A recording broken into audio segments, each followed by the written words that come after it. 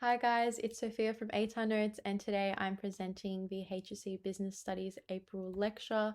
So this is all part of our lecture series this school holidays. At ATAR Notes, we offer heaps of free resources. We've got study notes, we've got lectures every school holidays. Our lectures this year are all throughout the week, so you can sign up for other ones if you haven't already. We've got our online discussions, engaging revision videos, newsletters, the ATAR calculator, articles about study strategy, tips, uni, all of that, and heaps more on our website, atarnotes.com. And other than that, we also have other resources, including TuteSmart, which is our online tutoring program. We offer private and class tutoring sessions. We've got our study guides, which are the printed revision materials full of notes and topic tests. And then if you're not into having the printed version, we do have Ed Unlimited, which has all of our books, topic tests, and guides all in one place on one website. So you can check that out on our website too if you're interested. I want to give a special thanks to our sponsors. We've got La Trobe, RMIT, Deakin, UTS, and Macquarie for sponsoring this lecture series. And let's get started. So a little bit about me. So some of you guys might have joined some of the other lectures throughout this week if you were at the Modern History or Studies of Religion one. Otherwise, you might have come to other lecture series or been to a business studies lecture with me before. Others might recognize me from the ATAR Notes TikTok. I recently started creating content and I've done a few business studies videos. But if you've never seen me before, my name's Sophia. I graduated in 2021 with a 96.3 ATAR. These are some of my marks. I was very much on the humanities side of like subjects. But the one that matters for this lecture is my 95 in business. And I'm studying a Bachelor of Education at the University of Sydney to teach English and Business Studies at high school. So fun. Live, laugh, love business studies. We're in for a ride, guys. Gonna try to get to 2 hours. You're gonna love this because we're doing finance.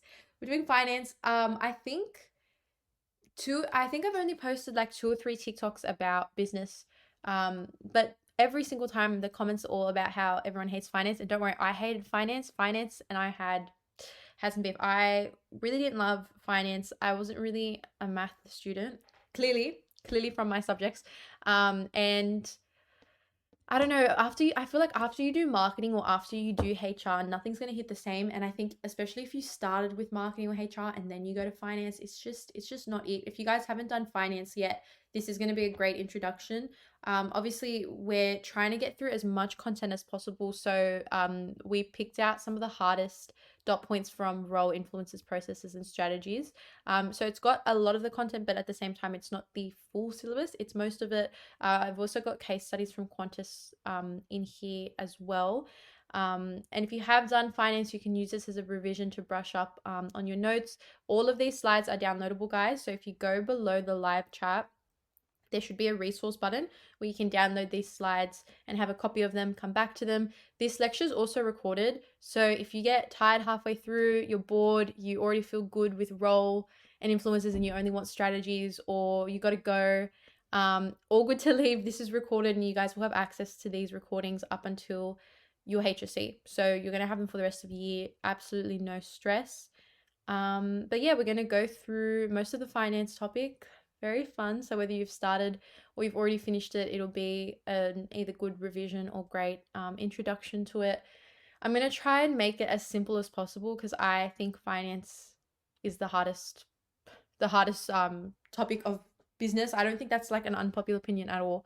It gets very full on, and I feel like compared to marketing and HR, with which a lot of us have pretty good knowledge of just generally, and I feel like a lot of marketing as well, a lot of it you can kind of just waffle, and a lot of it's kind of common sense because we're so exposed to marketing in our world. Finance, not so much. So I feel like that's why it's a lot more of a struggle, but we're going to try and get through it. And I'm also going to include my business studies tips and just talk a little bit about studying for business because it just needs to be talked about. I actually wanted to start with that only because I'm going to be live in the Q&A chat throughout this entire lecture. So any questions while we're going through, and it can be anything with business, like anything to do with business, even if it's a marketing question, if it's an operations question, just keep it coming. I'm going to answer them. Even if it's not business, if it's just HSC or anything in general, I'm happy to answer any questions that you guys have in the live chat. So please leave them because I'm literally just going to be sitting there waiting for questions to answer.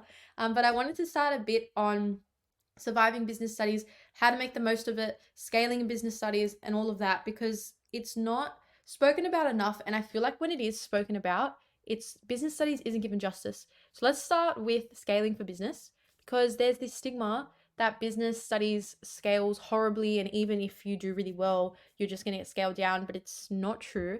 The reality is that a lot of students pick business studies because they think it's just going to be easy. And I'm sure a lot of you guys already can see that business isn't that easy or as easy as a lot of people make it out to be. I think in comparison to some other content subjects, business, a lot of the information in business studies, like especially in marketing and HR, and especially HR, if you've ever, or if you guys are already working, I feel like a lot of it is stuff that we're already used to. But business isn't easy in terms of the extent of content. Also, some of the topics like finance and operations, for example, not very easy content. And then applying it in the exam is quite lengthy. So in that sense, it's not easy. But because a lot of students picking it thinking it'll be easy, and then they find out it's not, they're bringing the average really low, which means that the average for business studies isn't that high.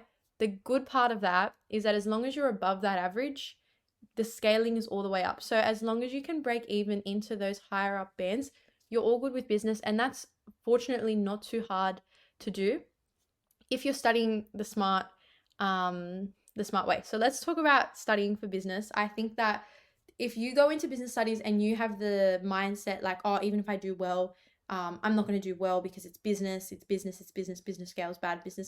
And that's a lot of what everyone's talking about online.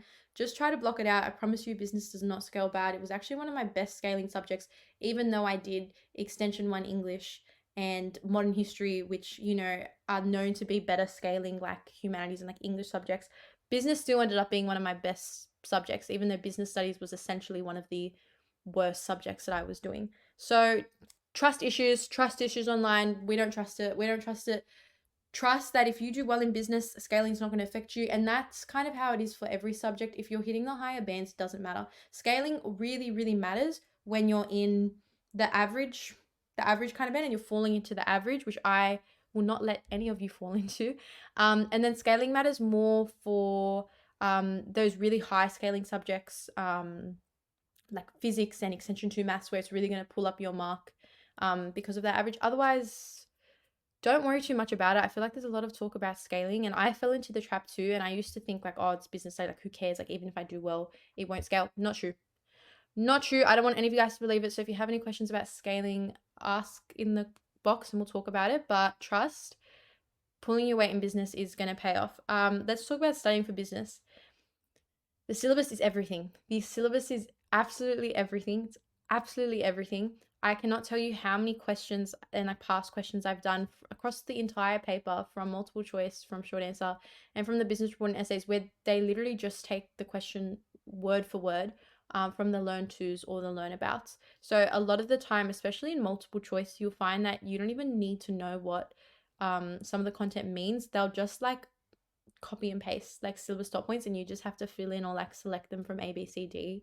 So I think memorizing the syllabus is so important. It's going to help you across every section of the exam, especially in finance. If you guys have already done finance, you'll know that with the different strategies, like in your business report, for an example, they can say like recommend a strategy for this business, but they won't always specify which strategy you should use. But especially in finance and across the other topics too, there's always going to be certain strategies that are better suited for different processes and different business scenarios. So if you memorize your syllabus, then you'll be able to identify those a lot easier.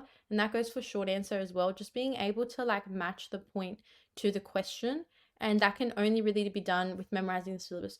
So in terms of how to memorize the syllabus, I printed them out. I put them on my walls. You know when like you see people with all like papers on their walls? I wasn't bothered actually writing notes, so I just put my syllabus on my wall. If you have the syllabus on your wall, or you've got like a printed copy with you somewhere, I think it's really good just to have it, just so you're looking at it and you're just exposed to it as much as possible. Other than that, reading over it, I'm gonna actually post a TikTok with fill in the blanks, because that was one thing that my teacher made us do. and it was like where you fill in the blanks of like missing syllabus words, and that really helped me learn it. But I also had the syllabus on flashcards, and I just kind of read them, and I know it's like, oh, it's just the syllabus, but for other subjects the syllabus doesn't serve as much as a purpose, and it's much more just a guide. For business studies, it's the base. The business studies syllabus is so packed and so full on, but everything you need is there. It's got all the points that you need. It's the summary. You should be structuring your notes around the syllabus dot points.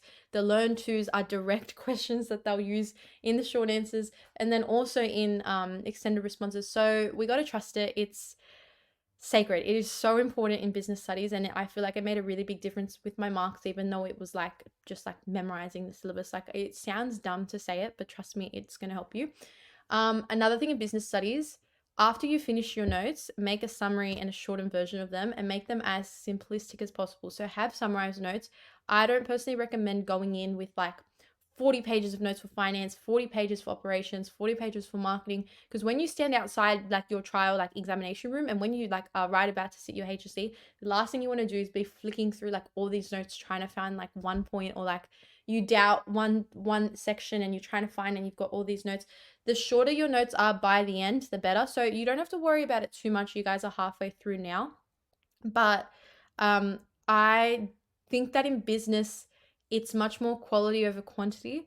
And the more notes that you have, I think the more confusing you can get, and you kind of just overload. Realistically, when you're looking at the exam, the way that it's structured, you've got 20 multiple choice, you've got 40 marks of short answer, but even in that 40 marks, you're only going to have 10 marks per topic. So 10 for finance, 10 for marketing, 10 for HR, and 10 for operations. And then you're going to have a 20-mark business report, which will be across 2 topics. So maybe operations, marketing, finance, HR, whichever the 2 is. And then a 20-mark case study essay on the opposite 2 topics. So when you actually look at that in detail, one topic you're only going to answer 15 marks of questions for, and 5 of those will be multiple choice, 10 will be short answers. So do you really need that many notes? Like, do you really need that many notes if you're only going to answer 15 marks worth for one topic? And for the other topics, it is great to have notes, and it's great to know as much as possible, but I just don't want any of you guys overloading on business and going out of your way to study everything like to an absolute T and know everything inside and out when you're not going to be assessed on absolutely everything. I just think that that's not the most efficient way to study, and it's definitely studying harder rather than studying smarter. Again, there's nothing wrong with that, but just to maximize your time, and also to make sure you're not putting too much time into business studies and sacrificing your other subjects. Having summarized notes is so much more important. And if anything, if you're going to have long notes on topics that you don't, and like dot points that you don't feel confident with. If you feel really confident on a dot point, why do you have 3 pages of notes for it?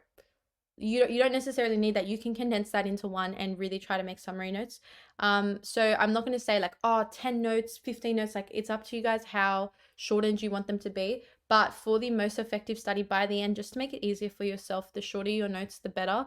In terms of note taking as well, it's a little bit controversial. Everyone talks about note taking differently. Notes, I think, in business studies are really good, but you don't want to stop there. You don't want to just write your notes and that's all the study you do, because you definitely want to practice applying those notes to how you're going to be assessed. And my big thing with how I was studying for HSC was, in every subject, I had like my content, I learnt my content, and then I was practicing it specifically in the way that I was going to be assessed on the exams. So instead of stopping at my business studies notes, as soon as I had learnt those notes, I was doing multiple choice practice questions, I was doing short answer questions, and I was doing practice business reports and case study essays. That way you're taking your notes and what you've learnt and applying them the way that they're going to be assessed on the day in your trials and in your HSC. So when you go into your HSC and trials, it's not the first time that you have to apply your notes. That's personally what I recommend. But in terms of note taking, it's really up to you what you'd like to do. I don't think there's any issue with using other people's notes. We're literally ATAR Notes, and I had the ATAR Notes Business Studies book, and a lot of my notes I was just using from that book, but also from notes online. There's nothing essentially wrong with that. If you're not a fan of like writing your own notes, 100% you can take other people's and learn them. It's really what suits you. Another thing with note taking that I just want to quickly talk about is there's a lot of like stigma around the way that you write notes and how focused you are when you write notes. I know that sometimes I would like need complete silence, like fully focused. And while I was writing my notes, I was actually teaching myself the content. Other times I wouldn't be bothered. I'd have my Spotify on. I'd be on FaceTime with a friend. I'd be in my free periods. like talking with my mates and like be typing up notes, or I'd have like Netflix on in the background and I'm like just copying notes from like a textbook or from someone else's notes.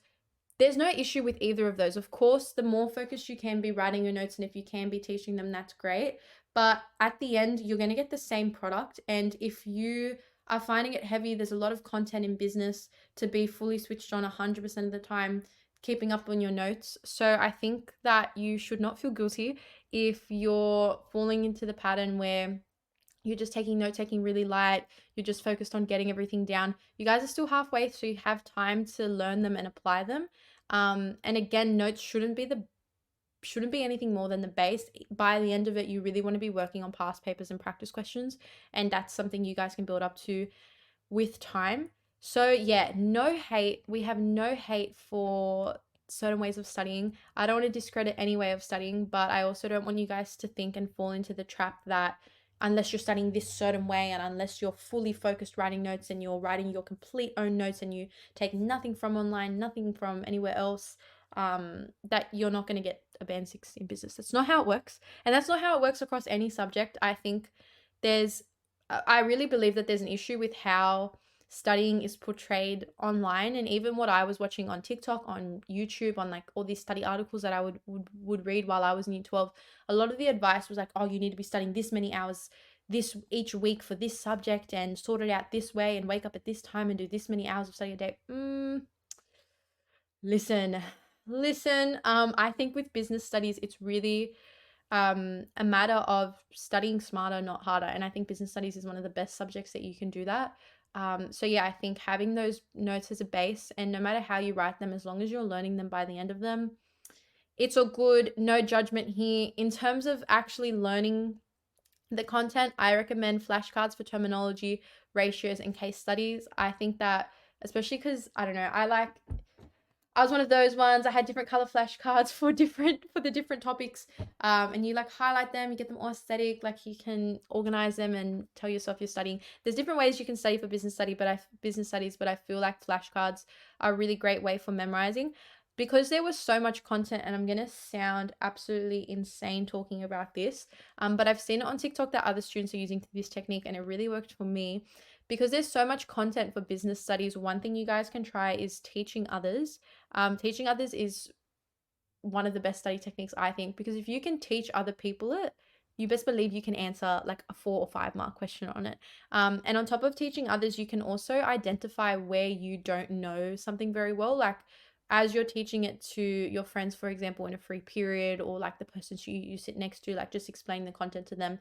If they ask you a question that you don't know the answer on, that actually shows you that you don't know it too well. So then you can go back to your notes and relearn it. You can ask your teacher, you can watch some online videos, go to textbooks, find the answer, and brush up on your own knowledge. So not only is it giving you confidence that, oh, I know this topic really well, I can teach it to others, I can explain to others, but it's also showing you spots that you lack and where you have some flawed knowledge to then go back to. So I really recommend that method. Now, the issue with that method that I don't feel like enough people talk about is teaching others is great until they don't want to be taught anymore.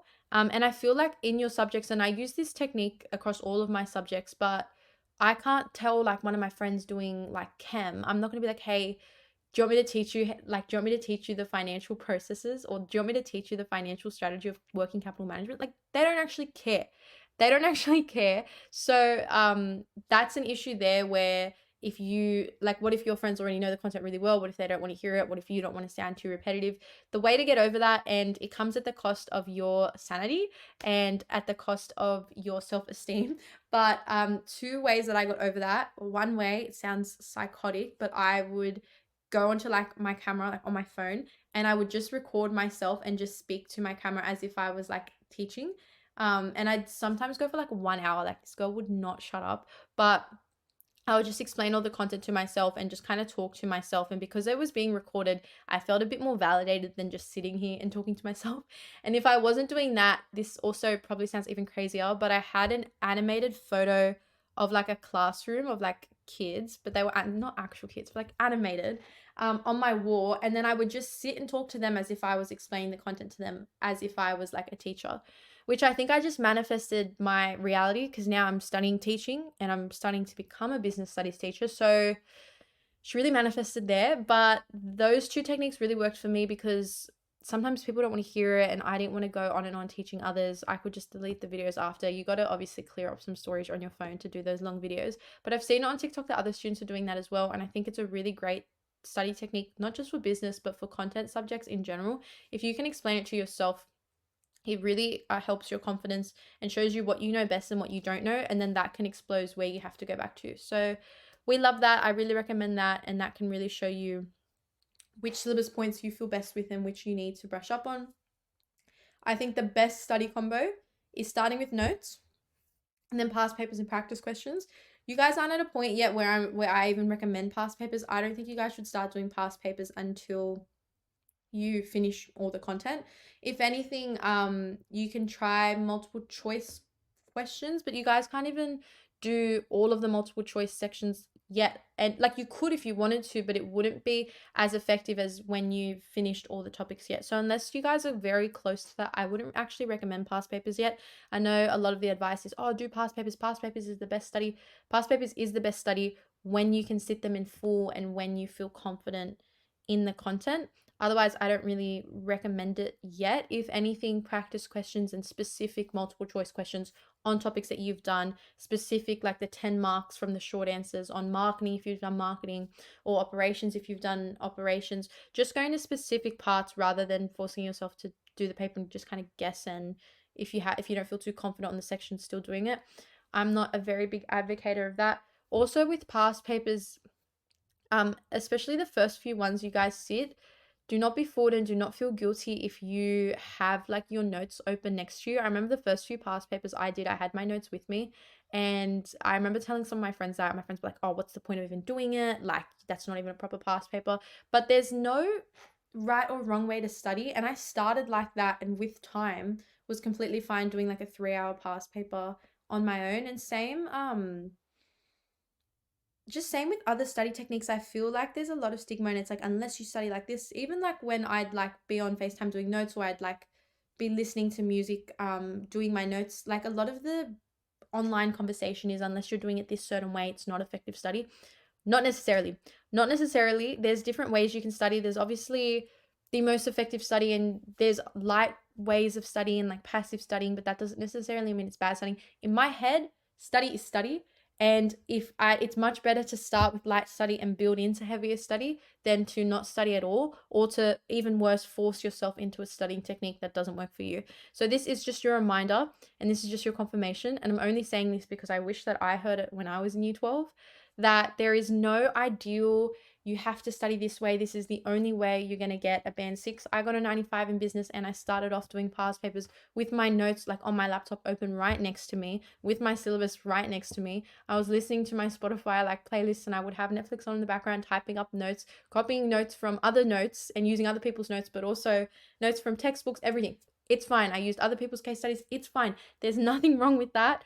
That doesn't mean that you're destined for failure, or that you're just going to fall into the average. I promise, using study techniques that work for you is always going to result in success, I believe, because instead of forcing yourself to study how other people are telling you to study or how you're supposed to study, it's not going to do the trick. It's not going to do the trick. I think reading exemplar business reports, case essays, and sample answers are good as well, just because you can kind of see in your mind how they're structured and kind of take notes. I liked to read exemplar business reports and case essays because I would take, and I recommend this for English as well and other content subjects that you're writing essays, I would take things that I liked that they did from one, and then I'd go to another, and I'd be like, oh, I like how they used the headings here. I liked how they separated their paragraphs. I liked that they used dot points, or how they drew this table, or they did like a mind map in this. And I would take different parts from different exemplars and then build my own. And I found that that really increased my marks because I was making the most use of the business reports and the case essays. I think case essays as well, because you're using the evidence from the case studies. It's good to read exemplars and just find out what other people are doing. And naturally, as you're reading them, you'll find what suits you, and then you'll build your own style that is a mix of what you're already doing and what other high exemplar students are doing. So you can build this really nice style that's going to work for you. And then that's the same with sample answers, just figuring out how to structure responses and how they're starting, and just kind of building that concise information, that concise response, I think is really great. So that's my little my little rant on studying for business studies. I'm sorry that that went long. I hope you guys are asking questions in the live chat, anything about studying for business studies, because I feel like across HSC, I don't think there's enough talk on how to study for specific subjects. I think it's just how to study overall. But studying for business studies is very different than studying for math, or than studying for English, or than studying for a science subject. There's so many different ways of studying. And I think another flaw is that when we are talking about study online and a lot of the advice that's coming out, a lot of it's like, you should do this amount of hours a day, you should study this way. And it's very big on that ideal picture that if you want this mark, this is how you have to do it. Not true. And in saying this, all this advice that this is what I was using to get a band 6, but there's other people who are doing the opposite, and there's other people who will tell you only do past papers, don't even rely on notes, that'll get you a band 6.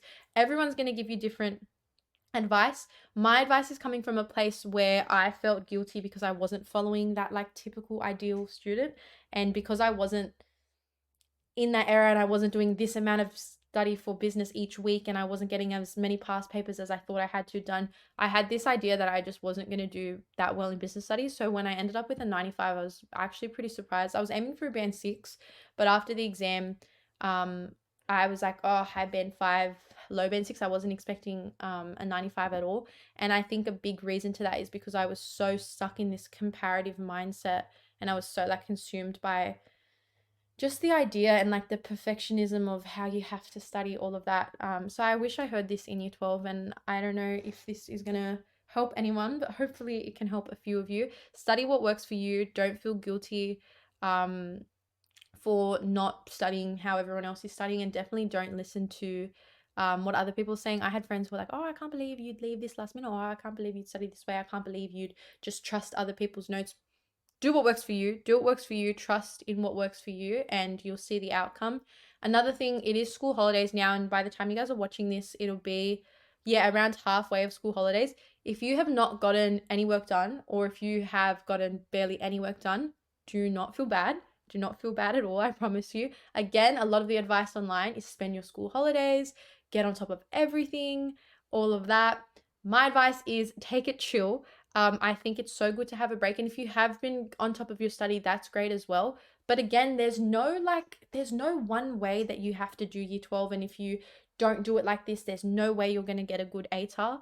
Trying to get out of that mindset is so, so important of year 12, because it can really affect your mental health and your sanity, and it just really makes you feel like you're not doing enough. And that's one of the worst feelings when you're actually trying. You guys are halfway through year 12, so if you haven't gotten as much work done, or you've wanted to do more study and you haven't been able to, don't feel bad. It's so important that you guys have a break and that you have some time off. The fact that all of you guys are here, whether you're watching this live at the time that it's premiered, or you're watching a recording of it, or you've just come to download the slides, either way, the fact that you put in your email and you signed up for this shows how dedicated you are to your studies, even if you don't believe it. So trust me, I'm very proud of all of you. Thank you for coming and for signing up.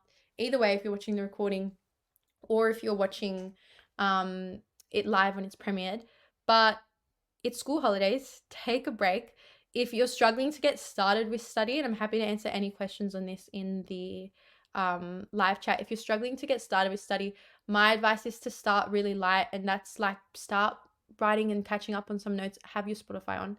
Like, no issues. Who cares? It doesn't even have to be classical study music. You can just listen to your normal music, FaceTime a friend, have Netflix on in the background, watch a YouTube, listen to a podcast. Like, it doesn't matter. Like, just try to do some really light studying. And I promise, as soon as you start some of that light studying, you start to gain a bit more motivation. You see that you're getting work done. Even though it's light, it's definitely still a step up from not getting any work done. And then you can then build into that heavier study.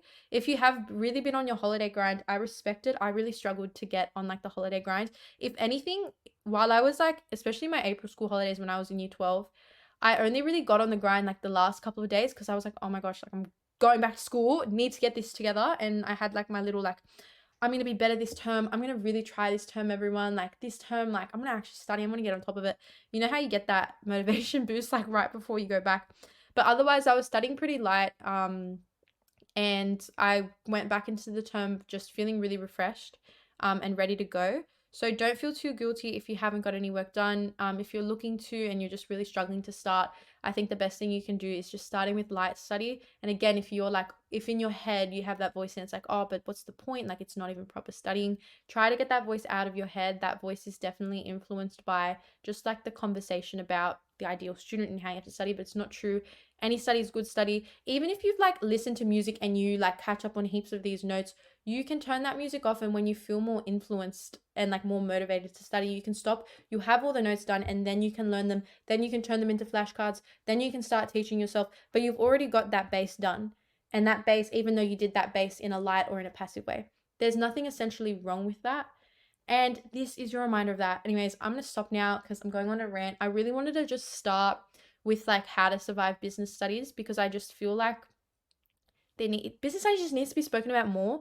I hate seeing hate on business studies. Everyone on TikTok, whenever I see TikToks about business, there's just hate on business, and hate that it's like easy, and hate that it's like bad scaling. No. I don't personally think business studies is easy. I don't think it's this super hard subject. I think it's hard because of the content, but and how much of it, and also how it's assessed. Like, I think writing the business report and the case study essay, like doing both of those in 3 hours, plus the 40 marks of short answer, plus the 20 marks multiple choice, I definitely think the exam feels heavy and the content gets heavy. But the argument that it's easy and the argument that it scales bad just does nothing, doesn't achieve anything. Business studies was actually my favorite subject in year 12. That's probably like not the most popular opinion, because I see that a lot of people don't like business studies. And I didn't like it at first, but as I kept going throughout the year, I was like, damn, this isn't actually too bad. This isn't actually too bad. As soon as I realized that the syllabus is so foolproof that if you learn the syllabus inside out and you really feel confident with it, you'll find so much repetition across it. And they also haven't changed the business studies syllabus in years, like in over 10 years. So there's so many papers that you can do. The more past papers and questions that I had done with time, the more I realized they're like a lot of the questions, they're naturally just going to repeat. So the more practice you can do. And yeah, with time, I turned into a business studies lover so much that I'm now studying to become a business studies teacher at uni. So trust that anything is possible. I hope this, I don't know if this specific lecture will help you love business studies more, because it's finance, which is one of, if not the most hated subject of business. But let's get into it, guys. I wanted to start just with some general stuff on business, just so we can start in the live chat as well, which I'll be live on answering questions throughout, just so we can start with a consensus of business, how to study for it, how to survive it, what was working for me, what helped me get my band 6, and just answer some questions. But again, anything HSC, even if it's not business studies related, if you guys have any business specific videos that you guys would like to see on the A Notes TikTok, I'm happy to make them. And I really want to do like some like 1 minute like summaries on like one specific strategy, or just some videos in the future. So if you guys are on TikTok, not her clouding herself. Okay, let's start with the role of finance. And the role of finance is really important, but it's more about the objectives, because the objectives come across in every single topic. So I really want us to have a very good foundation of those ones. So financial management is the planning and monitoring of a business's financial resources to enable the business to achieve its financial objectives. So the objectives and achieving those is hands down the most important part of finance, and it undermines every single part of the topic. So the overarching aim is to provide financial resources to achieve all business goals, and that links to the interdependence with other key functions. I think one of the best things about interdependence is you learn it once and then you don't necessarily have to learn it again, because like there's always going to be an overlap. So we love interdependence. Strategy refers to long-term broad aims affecting all key business areas, and the strategic plan includes the strategies a business will use to achieve long-term goals. Strategic role of financial management is therefore to ensure that a business achieves its goals and objectives, which is done by effectively managing business's finances. So I feel like the big part of this is just having a definition of what financial management is, because a lot of your short answer responses can start with that and then build in to. So examples of the strategic role include setting financial objectives and ensuring the business achieves these goals, sourcing finances internally and externally, preparing budgets and forecasting future finances, maintaining sufficient cash flow, and then financial resources, which is resources in a business that have monetary value. So when you look at all these are literally just the dot points. Like the role of finance and the strategic role is achieved through all the dot points. So that's why I think the role is especially important in finance, because it's really showing up across all the syllabus points. So we looked at the definition of financial management, but the main goal of finance as a key function of a business is to provide adequate financial resources to all the business functions in order to then achieve their business goals. So finance is actually financing the resources for each function, for marketing, for operations, and for HR, for them to individually achieve their goals, which naturally is achieving everyone's goals. So finance is very much the core, and they're financing all those other business functions. Let's look at interdependence. So interdependence refers to the mutual dependence that the key functions have on one another, and the functions work best when they overlap, so when all employees are working towards the common goals of the business. So marketing, operations, and HR rely on financial managers to allocate them adequate funds. Operations requires funds to purchase inputs and carry out their transformation process. Marketing requires funds to undertake the various types of promotion, and HR requires funds to pay for staff. So basically, marketing, operations, and HR go to finance and they're like, give us cash. We need money to do our job. And then finance relies on operations to produce the products. Then they rely on marketing to promote the products, and HR to manage the staff that they require to fund and pay for that stuff. So it's all working back and forth. We've got a case study here from Qantas. Qantas is one of the most popular case studies for business studies. I recommend Qantas, but I also did Macca's, and then I had references to IKEA and a couple other like businesses as well, but my main two were Qantas and Macca's, and I know that those two are very popular ones, especially Macca's lately. Qantas has always kind of been a base for business studies, but especially in recent years, Macca's has been on the rise. So let me know in the live chat. I feel like a YouTuber. Let me know in the live chat if you guys are doing either Qantas or Macca's, or if you guys are doing another one. I know IKEA is very popular too, but all different schools recommend different case studies.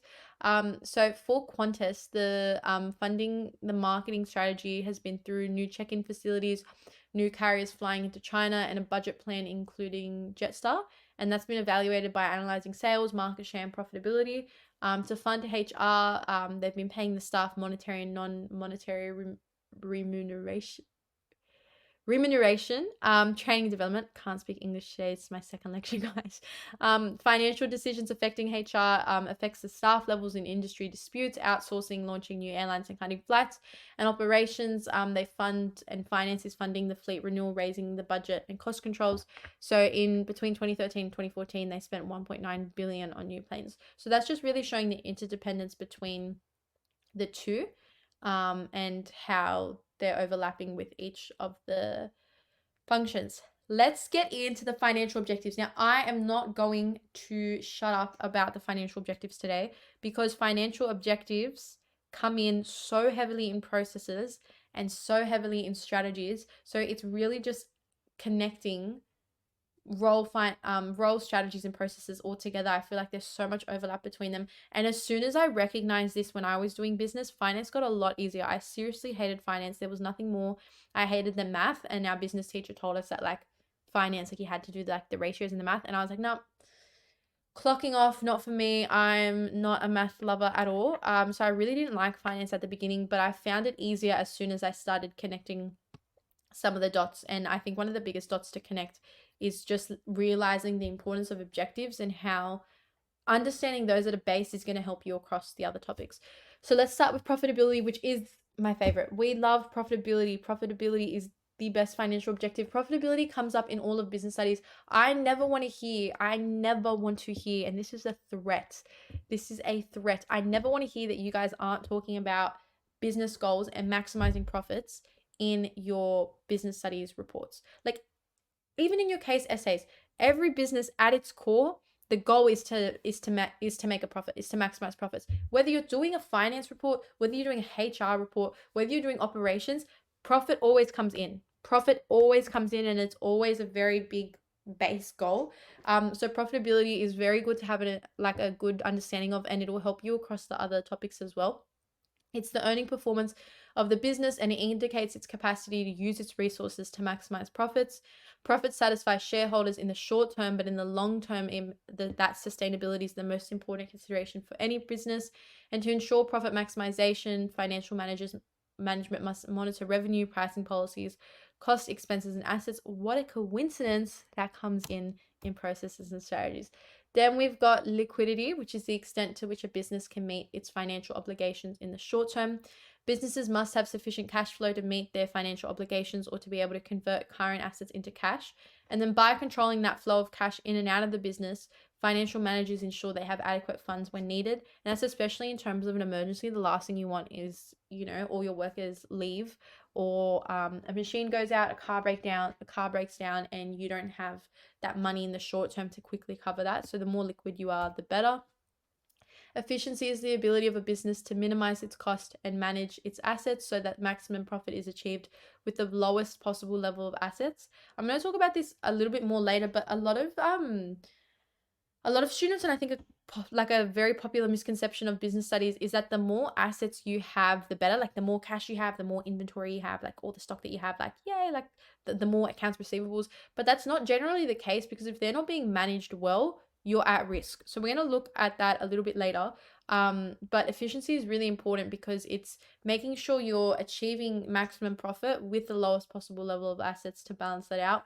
The main aim of efficiency is to monitor levels of inventory, cash, and the collection of receivables, so businesses are able to pay their debts when they fall due. So you want enough to cover your debts, but you don't want too much that it's just money floating around at risk to embezzlement, at risk to fraud and theft, and all that. We're going to look more into that though. Growth is the ability of a business to increase its size in the long term. Now, in terms of growth and its connection to the other topics, growth necessarily doesn't really come in processes or strategies. It's more connected with solvency, and that solvency is your ability to meet it in the long term, which then can help you increase its size in the long term. Those two are very connected. Growth depends on the ability of the business to develop and use its assets effectively to increase sales, profits, and market share. And growth is measured through the number of stores the business operates. And then last, we've got solvency, which is the extent to which a business can meet its financial obligations in the long term.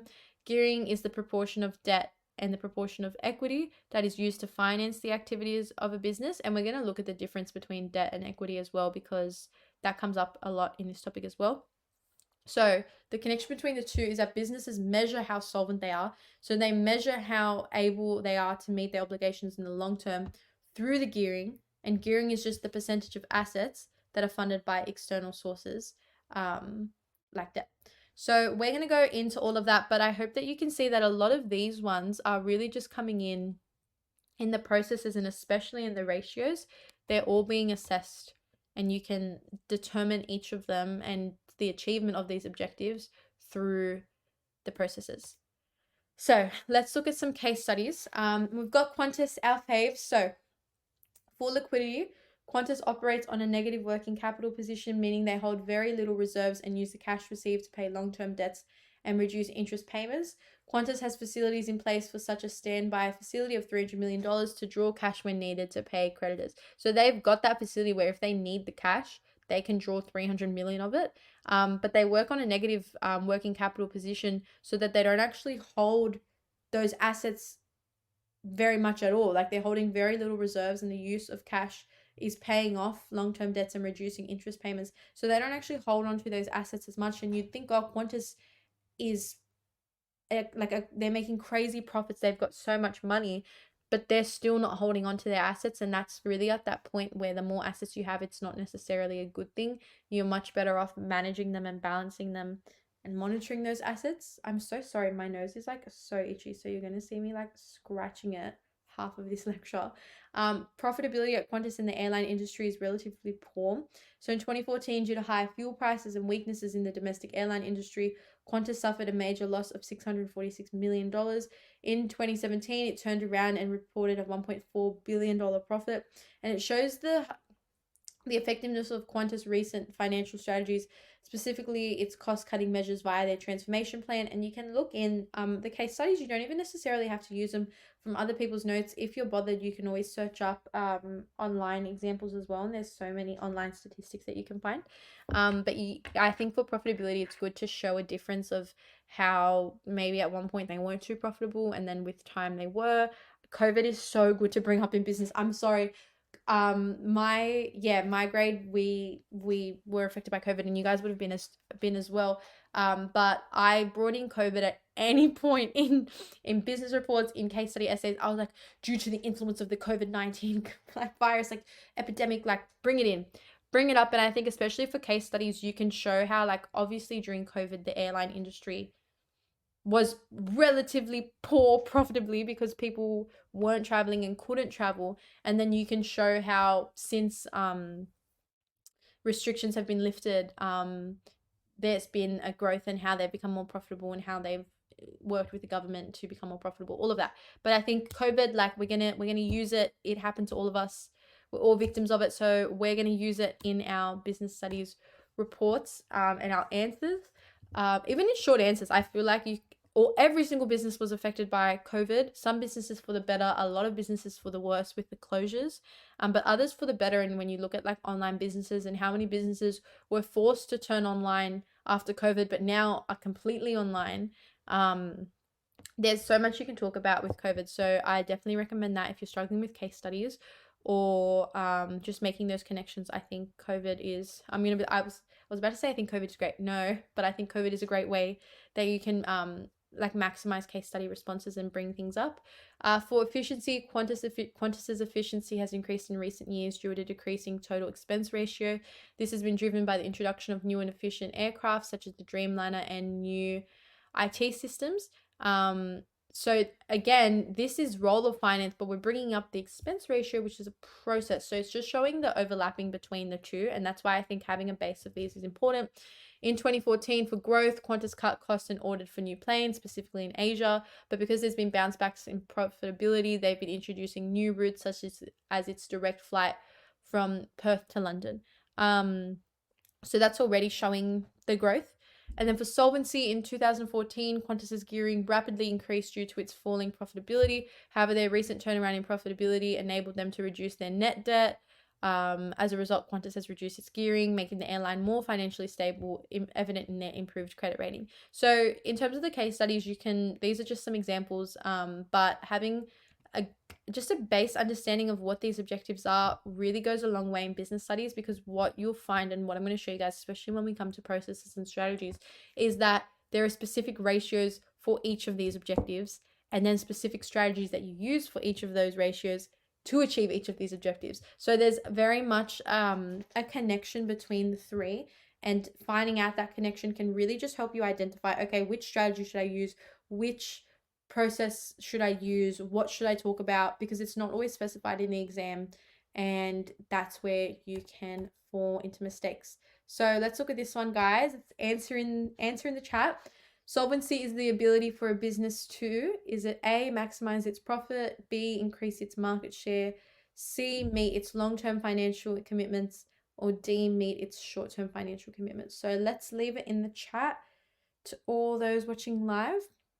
My advice for multiple choice is do as many as possible, because like I said, the exam's been around for over 10 years. So I can't do maths, guys, but there's so many past practice questions that you can try. And the more multiple choice you do, the more confident you'll feel with it. I really don't recommend taking multiple choice for granted. I think multiple choice is such a steal in business studies, only because like multiple choice is 20 marks and the answers are all there. You just have to make sure you pick the right one.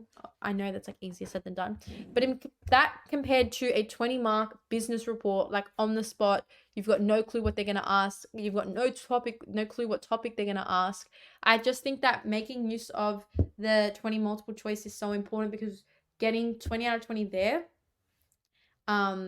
is and getting like adding up those like 1 marks here and there and getting in that higher band easier and more achievable than the business report. Now, that doesn't mean it's not achievable in the business report, and there's obviously the right things you can do to do that, but the answers are there in multiple choice. And as soon as I got that mindset, I really started focusing on multiple choice, because I remember in my prelims, I just didn't care. I was like, oh, I don't really like it's fine. I just rushed through them. I was like, oh, I just need to get them done. Like, stupid multiple choice. Like, I need to get to my like report. I need to write my case essay. Like, I was very much in a rush, and I kind of ignored them. And I found that in my other subjects too. But it weighs just as much as that report that you're so scared to write. And it weighs just as much as that case essay that you're like memorizing and working so hard for. So I think treating it importantly and realizing like this can be like a weapon that you can use for your marks, and you can steal extra marks here and use them in areas that you're not as confident with. So love that. We love multiple choice. Hopefully we can do some more practices throughout, but hopefully you guys got C, because it's long-term financial commitments. If it was liquidity, it would be short-term, and if it was profitability, it would be maximize its profits. And then again, a lot of the time they'll just be like one that's like random, like you belong in marketing, get out of here. And let's look at this one. Why is liquidity an objective of financial management? I want to see which of you guys are confident enough to leave a point in the live chat. Also with the live chat, please, like, don't think that you have to leave like a full 4 out of 4 mark response, full line sentences. Like, even if it's just a couple words, I'm happy to be in the chat and just let you guys know if you guys are on the right path or not. But as long as you're talking about cash flow management, as long as you're talking about having sufficient cash that's coming in and out of the business, adequate funds, short-term obligations, as long as it's along those lines, you guys are getting those marks. So let's look at it. That was a 2 marker. So you'd want to start just with like what liquidity is. So liquidity is an objective of financial management because it shows the business how able it is to pay its current debts as they fall due. This allows the business to maintain a good credit rating and avoid late fees and additional interest payments. Yay! So you could have gone along those lines. That's 2 out of 2. But again, if you were talking about having adequate funds, having cash flow management in and out, you also would have gotten 2 out of 2. And this is the thing with business studies, that as long as you've got your base definition and like a good fact after it, you're going to get the marks. You're going to get the marks. Now let's finish with this learn to, which comes directly from the syllabus. Now, learn tos are ignored a lot of the time because we're so focused. There's so many learn abouts. Now, learn abouts are like all the points, like the role, the processes, influences, and strategies. Learn tos are on top of there, and there's a couple learn tos for each topic, but added up together, there's quite a few learn tos. And learn tos are like these full lines where it's like examine the potential conflicts between short-term and long-term financial objectives. In the beginning of business studies, I was really ignoring the learn twos. Like, my teacher kept saying, oh, the learn twos, oh, the learn twos, oh, the learn twos. But I was like, okay, look at how many dot points I have to study. Like, I'm not doing extra work. This is all more to do. But then with time, as I did more practice questions, I realized I had seen the questions before, and it's because a lot of them were coming from learn twos. So my advice for you guys is, as you're going throughout the year, I know it's an extra thing to do, and I don't expect everyone to do it because it took me time to actually be bothered to do it. But take the learn twos and just write, even if it's just in dot point form, just write some possible answers to them, because what you'll find is that in the short answer questions, they're taking the learn twos word for word. And a lot of the business reports and the case study essays are using the ideas from the learn two. The learn twos are the main goals that the syllabus and curriculum writers wanted you to gain, and the main learning outcomes they wanted you to have by the end of the topic. So it just makes sense that they use those and assess you on those to make sure that you've learned how to do that, and then they can use that to assess their own curriculum and their own syllabus and what needs to change. Can you tell she's becoming a business studies teacher? Can you tell she's studying teaching? But this is literally what we're looking at uni, like in my teaching degree, and a lot of it is the syllabus and the significance of these learn twos. So I really stress to you guys, I've got some insider knowledge. The learn twos are game changers in business studies. Even if you're not bothered writing full paragraph structured responses to them, if you just have a couple dot points like these ones here for each of them, and before exams you're going through them, I promise you that that's going to help out with your marks and really just consolidate and give you that confidence. A lot of the time the learn to questions are looking at those harder topics as well, and this is easily like a 6 or a 5 mark question that you could get in short answers. So Let's answer it together, guys. So this one's examine the potential conflicts between short-term and long-term financial objectives. For short-term tactical goals are 1 to 2 years, and operational goals are day-to-day goals.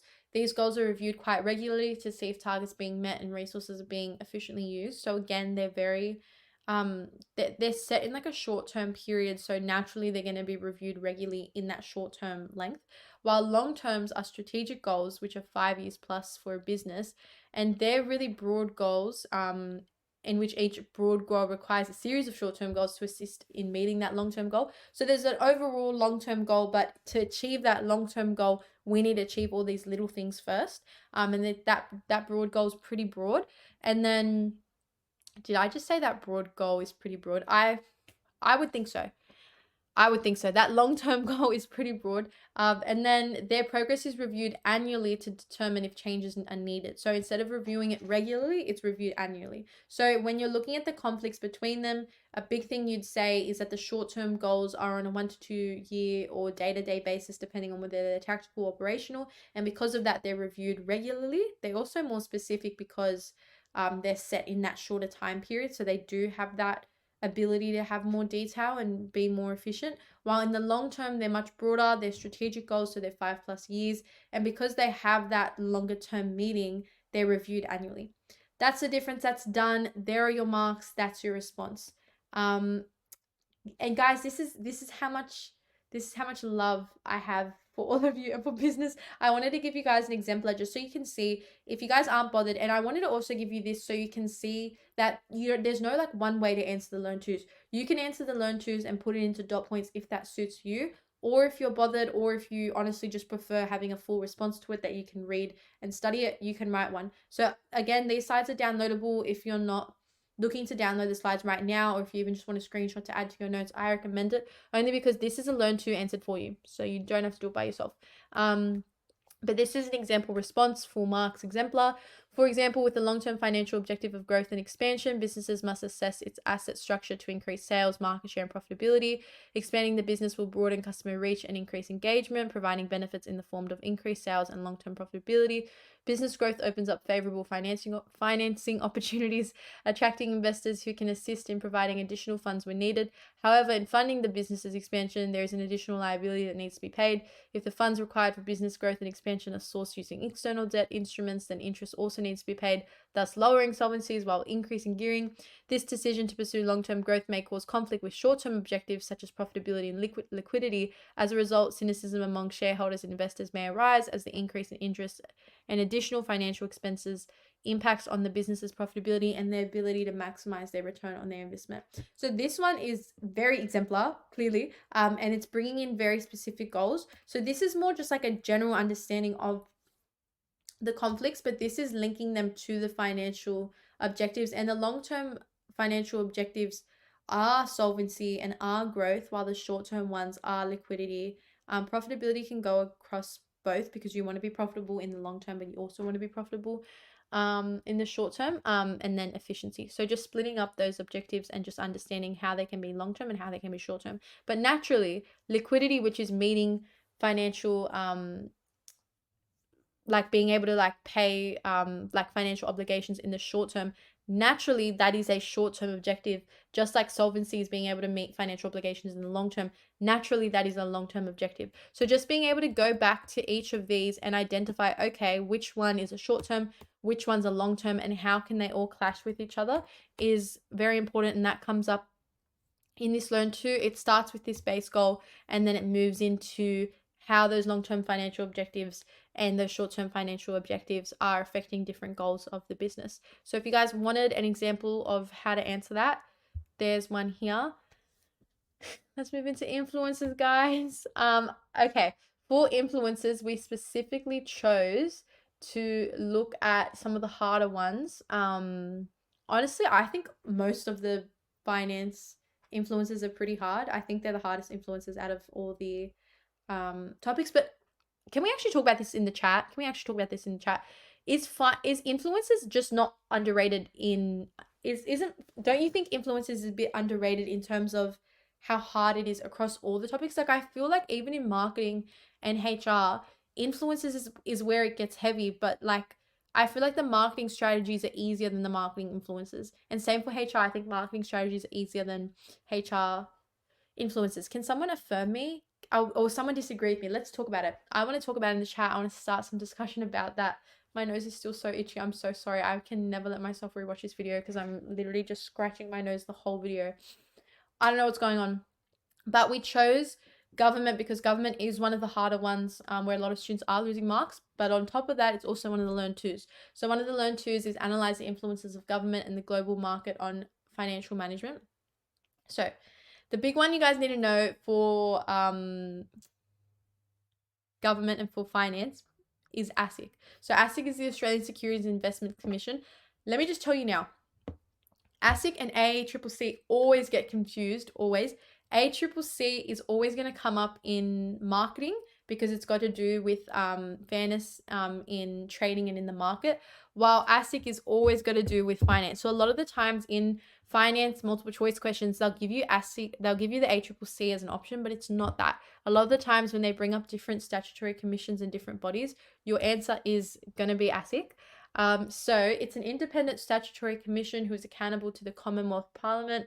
They enforce and administer the Corporations Act of 2001 whilst protecting consumers and investors in areas such as investment, life insurance, banking, superannuation, and general insurance in Australia. I really swear you need to know this. So that what they are, so they're an independent statutory commission who's accountable to the Commonwealth Parliament, but also that they're enforcing and administering the Corporations Act of 2001. I cannot tell you how many short answers have asked about this point because, again, it's from a learn to, so they're really focusing on assessing that in trials and in HSC, but also just in the multiple choice, it will ask like what law is ASIC enforcing, and they'll have all these different laws. If you can just connect it to the Corporations Act and you know that, I really recommend that. And also knowing that their aim is to reduce fraud and unfair practices in financial markets is very important. Honestly, this whole slide, these 3 points I think are the most important. And if you have that as a base understanding and that's all you know about ASIC,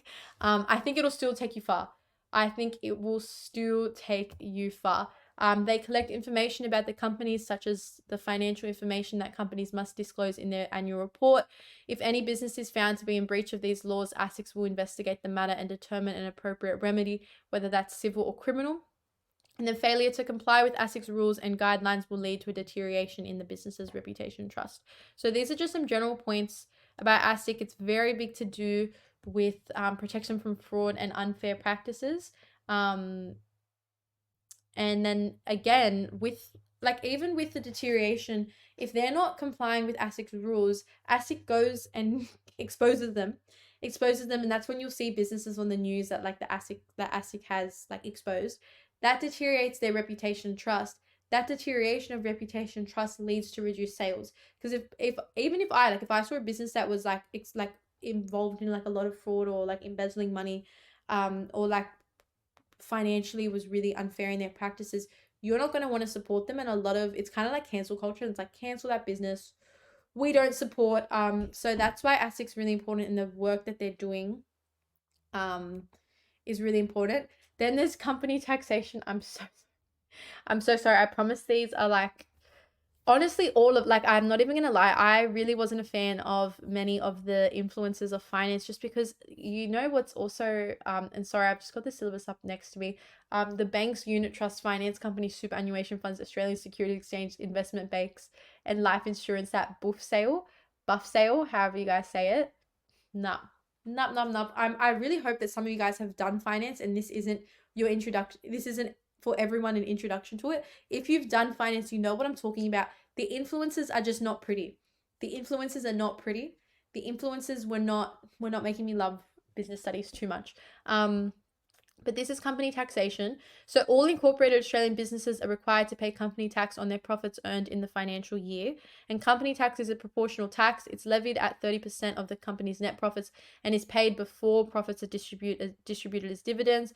Any increase in company tax drives up the price of goods and services, which then decreases the consumer demand because it's more expensive. And then that's decreasing their overall profitability. Okay, I'm just trying to see if there's anything else. I'm just looking at the syllabus. Is there anything else I wanted to say about company taxation? It's an essential source of funding for the government because it allows them to provide essential resources and services like healthcare, but businesses need to make sure that their financial records are up to date with that, um, and that um, they're not overstating their taxes either.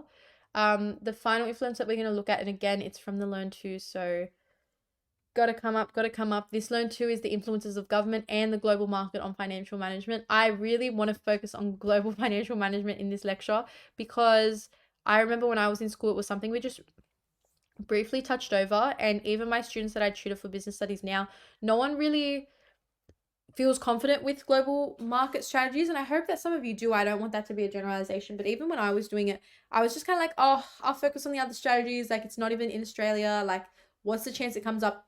It'll come up. It comes up, especially when you're dealing with outsourcing. And much of the time it can be connected with operations and global outsourcing. We don't want to risk it. We don't want to risk it. So let's talk about it. It's actually not too bad. I think the influences, I think when you get to the strategies that it gets a little bit harder. So global economic outlook refers specifically to the projected changes to the levels of economic growth throughout the world. So if it's a positive outlook, the gross world product is projected to increase, which impacts the financial decisions of a business. And as a result of a positive outlook, there's an increasing demand for goods and services, which requires businesses to increase their production. But by increasing that production, the financial managers need to purchase additional equipment and employ extra staff, which means that costs may rise. On the other hand, poor economic conditions may adversely impact financial managers as a global economic downturn reduces consumption, investment, and consumer confidence, which then hinders their profitability and solvency. So, let me explain it in a simpler light. Positive outlook, I like to think of it like rainbow and sunshine for businesses and for everyone. Everyone's happy. Basically, the economy is looking good. Everyone's happy. A lot of people are working. There's high employment rates because they're working and people have more disposable income. They're going out and they're spending money. Everyone's like, let me buy whatever I want. Everyone's making money. Everyone's happy. Everyone's working because they're spending money. Businesses are making money. And because there's high demand from how many people are spending, businesses are required to make more and produce more, which is just increasing demand. Of course, they've got to meet that with supply. So there's an increased cost for businesses, but that's rewarded with increased profitability. And all of that is helping. And then there's more jobs and they have to create more jobs and pay for more services, which is just creating more payment. And then altogether, the economy is just booming. It's basically just an economic boom. Everyone's happy, super positive outlook, rainbow sunshines. We love money. The negative economic outlook and a poor economic outlook is the complete opposite. Low unemployment rate. Because people aren't working, they're hesitant to spend their income. Because people aren't spending their income, goods and services aren't selling, which is reducing jobs even further because there isn't demand. Then it's limiting the need for supply, which is also reducing costs. It's reducing costs, it's reducing the need for labor, which is then in turn reducing the employment rate.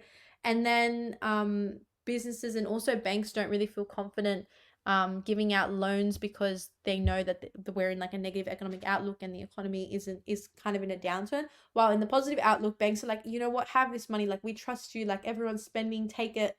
It's basically just the way I memorize it, and the way that helps me is just understanding positive outlook. Everybody's literally happy, economy's happy, businesses are happy, consumers are happy, workers are happy, government's happy. Complete opposite. It's like two ends of the spectrum, and it's like super happy and then depressive state of the economy because it's global economic downturn. Okay, that's global economic outlook. For me, I had to memorize it that way, and for some of the topics, if I didn't, I don't want to say dumb it down and like discredit myself, but if I didn't make it as simple as possible for myself, there was no way I was going to understand it. And I have no shame in saying that.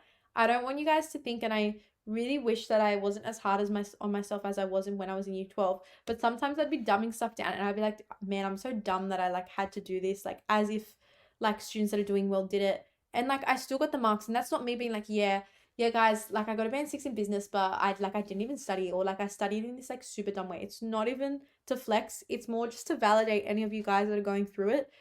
Do what works for you. There's no shame. Like I'm not embarrassed admitting that now, but at the time when I was doing it, I was like, this is so embarrassing that I have to imagine positive economic outlook as a rainbow. I was like, what is wrong with you? Like, that is so embarrassing. I would not admit that to anyone. But now that I got my 95 in business, and I remember writing about that in my trials, I was like, you know what?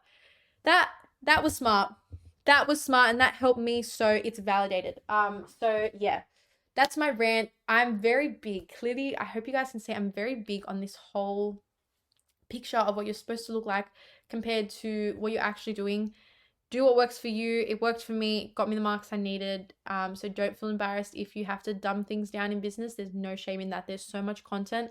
A lot of it's really hard, especially all this finance stuff. For me, I was not a math student. It didn't matter if I was doing really well in English and all that. None of that mattered. I was not a math student. A lot of this was not clicking, and in operations as well.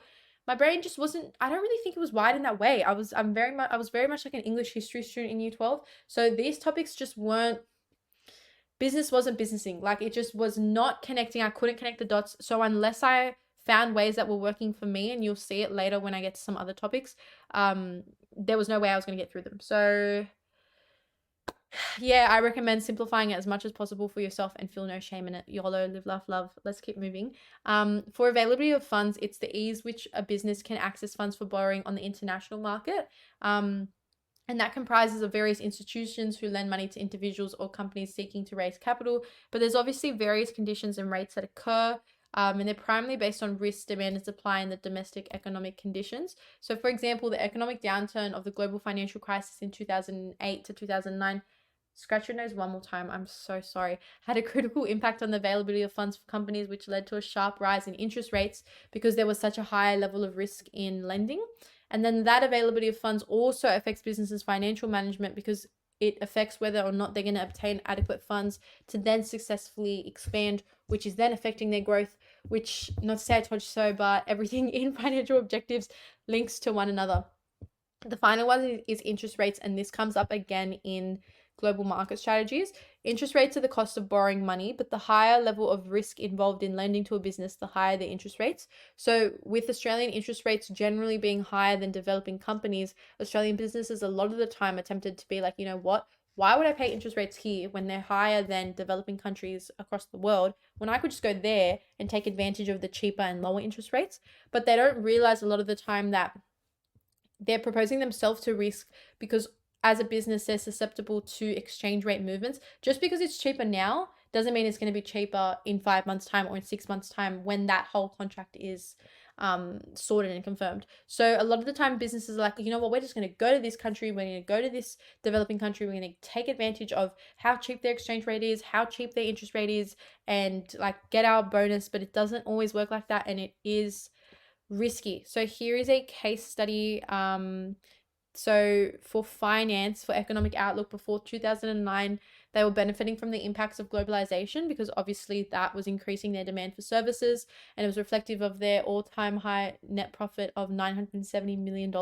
But then after that, everything comes to a crash. So they went from this positive global economic outlook to a negative, where they experienced a rapid decrease in their international revenue by 88%. And as a result, people stopped traveling and corporate travel was cut.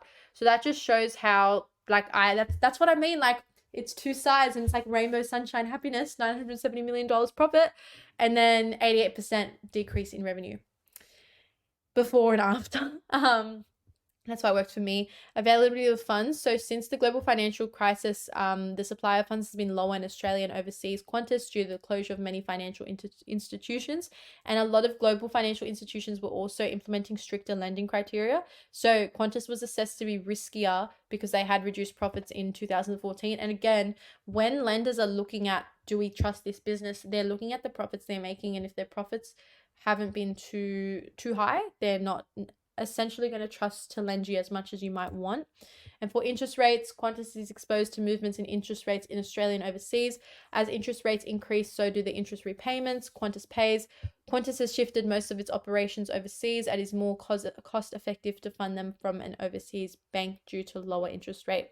Lower interest rates. But in saying that, if those exchange rates do increase, so the interest rates, they're lost. Okay, let's do it. Which organization ensures that Barb's Batteries Pty Ltd operates in a financially responsible manner? Which one, guys? Which one? There's only one right answer. There's only one right answer. I'm going to give you guys a couple seconds. You guys can leave that in the chat and I'll let you know if that's right. Okay. Yay. Process. Yay. Okay. Oh, my nose. My nose. This is really embarrassing. I'm so sorry. Please forgive me. Okay, let's look at financial needs and planning and implementing. I always ignored this when I was doing year 12. When I was doing year 12, when I was in business, when I was studying business in year 12. I don't know if you guys are the same, but when I was doing business, like when I thought of processes, I was like ratios. I was like, I need to do the ratios. I literally forgot that any other point existed. I was like, it's just the ratios. No, it's not. No, it's not. And then I'd get questions on this and I'd be like, I don't actually know anything. So I still sometimes forget that this comes up in processes because I feel like there's such a focus on the ratios, but this is how they can trick you. So the financial needs of a business are determined by the size of the business, the phase that it's in, the future plans for growth and development, and the capacity to source finance. So depending on that business plan, financial management has to set out the finance required, how they're going to source that, and then display their range of financial statements. But that financial statements also need to show that the business can generate a return on the investment. That's why they then use budgets, which provide information in quantitative terms about requirements to achieve a particular purpose. Budgets can show the cash required for planned expenditure, the cost of capital expenditure, the estimated use and cost of raw materials or inventory, and the number and cost of labor hours required for production. The budgets are just kind of showing all that planned expenditure, and then they can then use that for planning and implementing cuts and then applying strategies from there. Budgets also provide financial information on a business's specific goals and are used in operational, tactical, and strategic planning. Like we said, operational is day-to-day goals, tactical is 1 to 2 year goals, and strategic planning is 5+ year planning. They enable a constant monitoring of objectives and provide a basis for administrative control, control of expenses, and production planning. They also allow for the comparison of planned performance against actual performance to determine whether corrective action needs to be taken. So, then we get into record systems, which are the mechanisms employed by a business to ensure that data is recorded and the information provided is accurate, reliable, efficient, and accessible. A critical process in maintaining record systems is to minimize the amount of errors in the recording process to ensure financial managers produce accurate and reliable financial statements. I feel like record systems, the most important thing is kind of this point where it's like, let's minimize the amount of errors so that our reports are as accurate and reliable as possible. And to do that, they can use the double entry system of accounting, which acts as an important control mechanism, and it balances the entries and finds errors between them, just so you're not admitting systems that and accounting statements that have errors in them. But in that, financial risk comes. So financial risks are the risk to the business being unable to cover its financial obligations. So if the businesses aren't able to meet their financial obligations, they face the possibility of becoming bankrupt or insolvent. And then that's an added risk for businesses if they finance the operation from external debt instruments, because then they're getting chased up on all that money externally.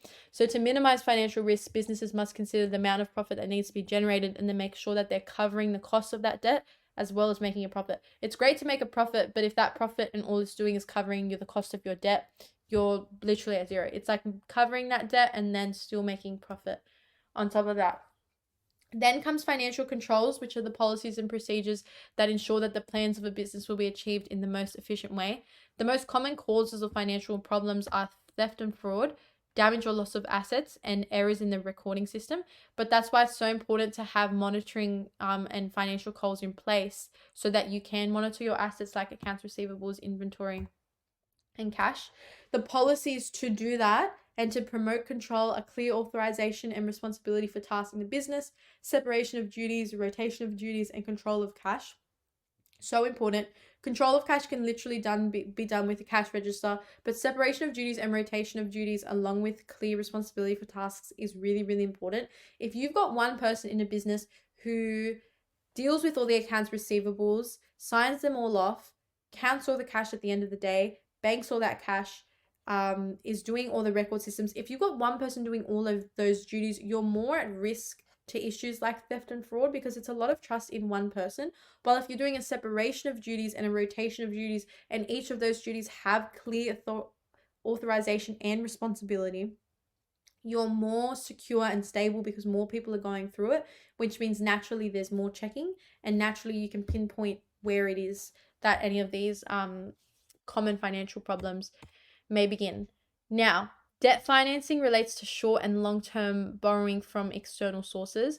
The disadvantages of that, and this comes in, debt financing is also in influences, so that's why I wanted to talk about this point. The advantages of debt financing are that funds are readily available and can be acquired at short notice. The interest repayments are tax deductible as well, and it doesn't dilute the current ownership of the business. So if I go to a bank and I'm like, hey, I need a loan, I'm not losing control of my business.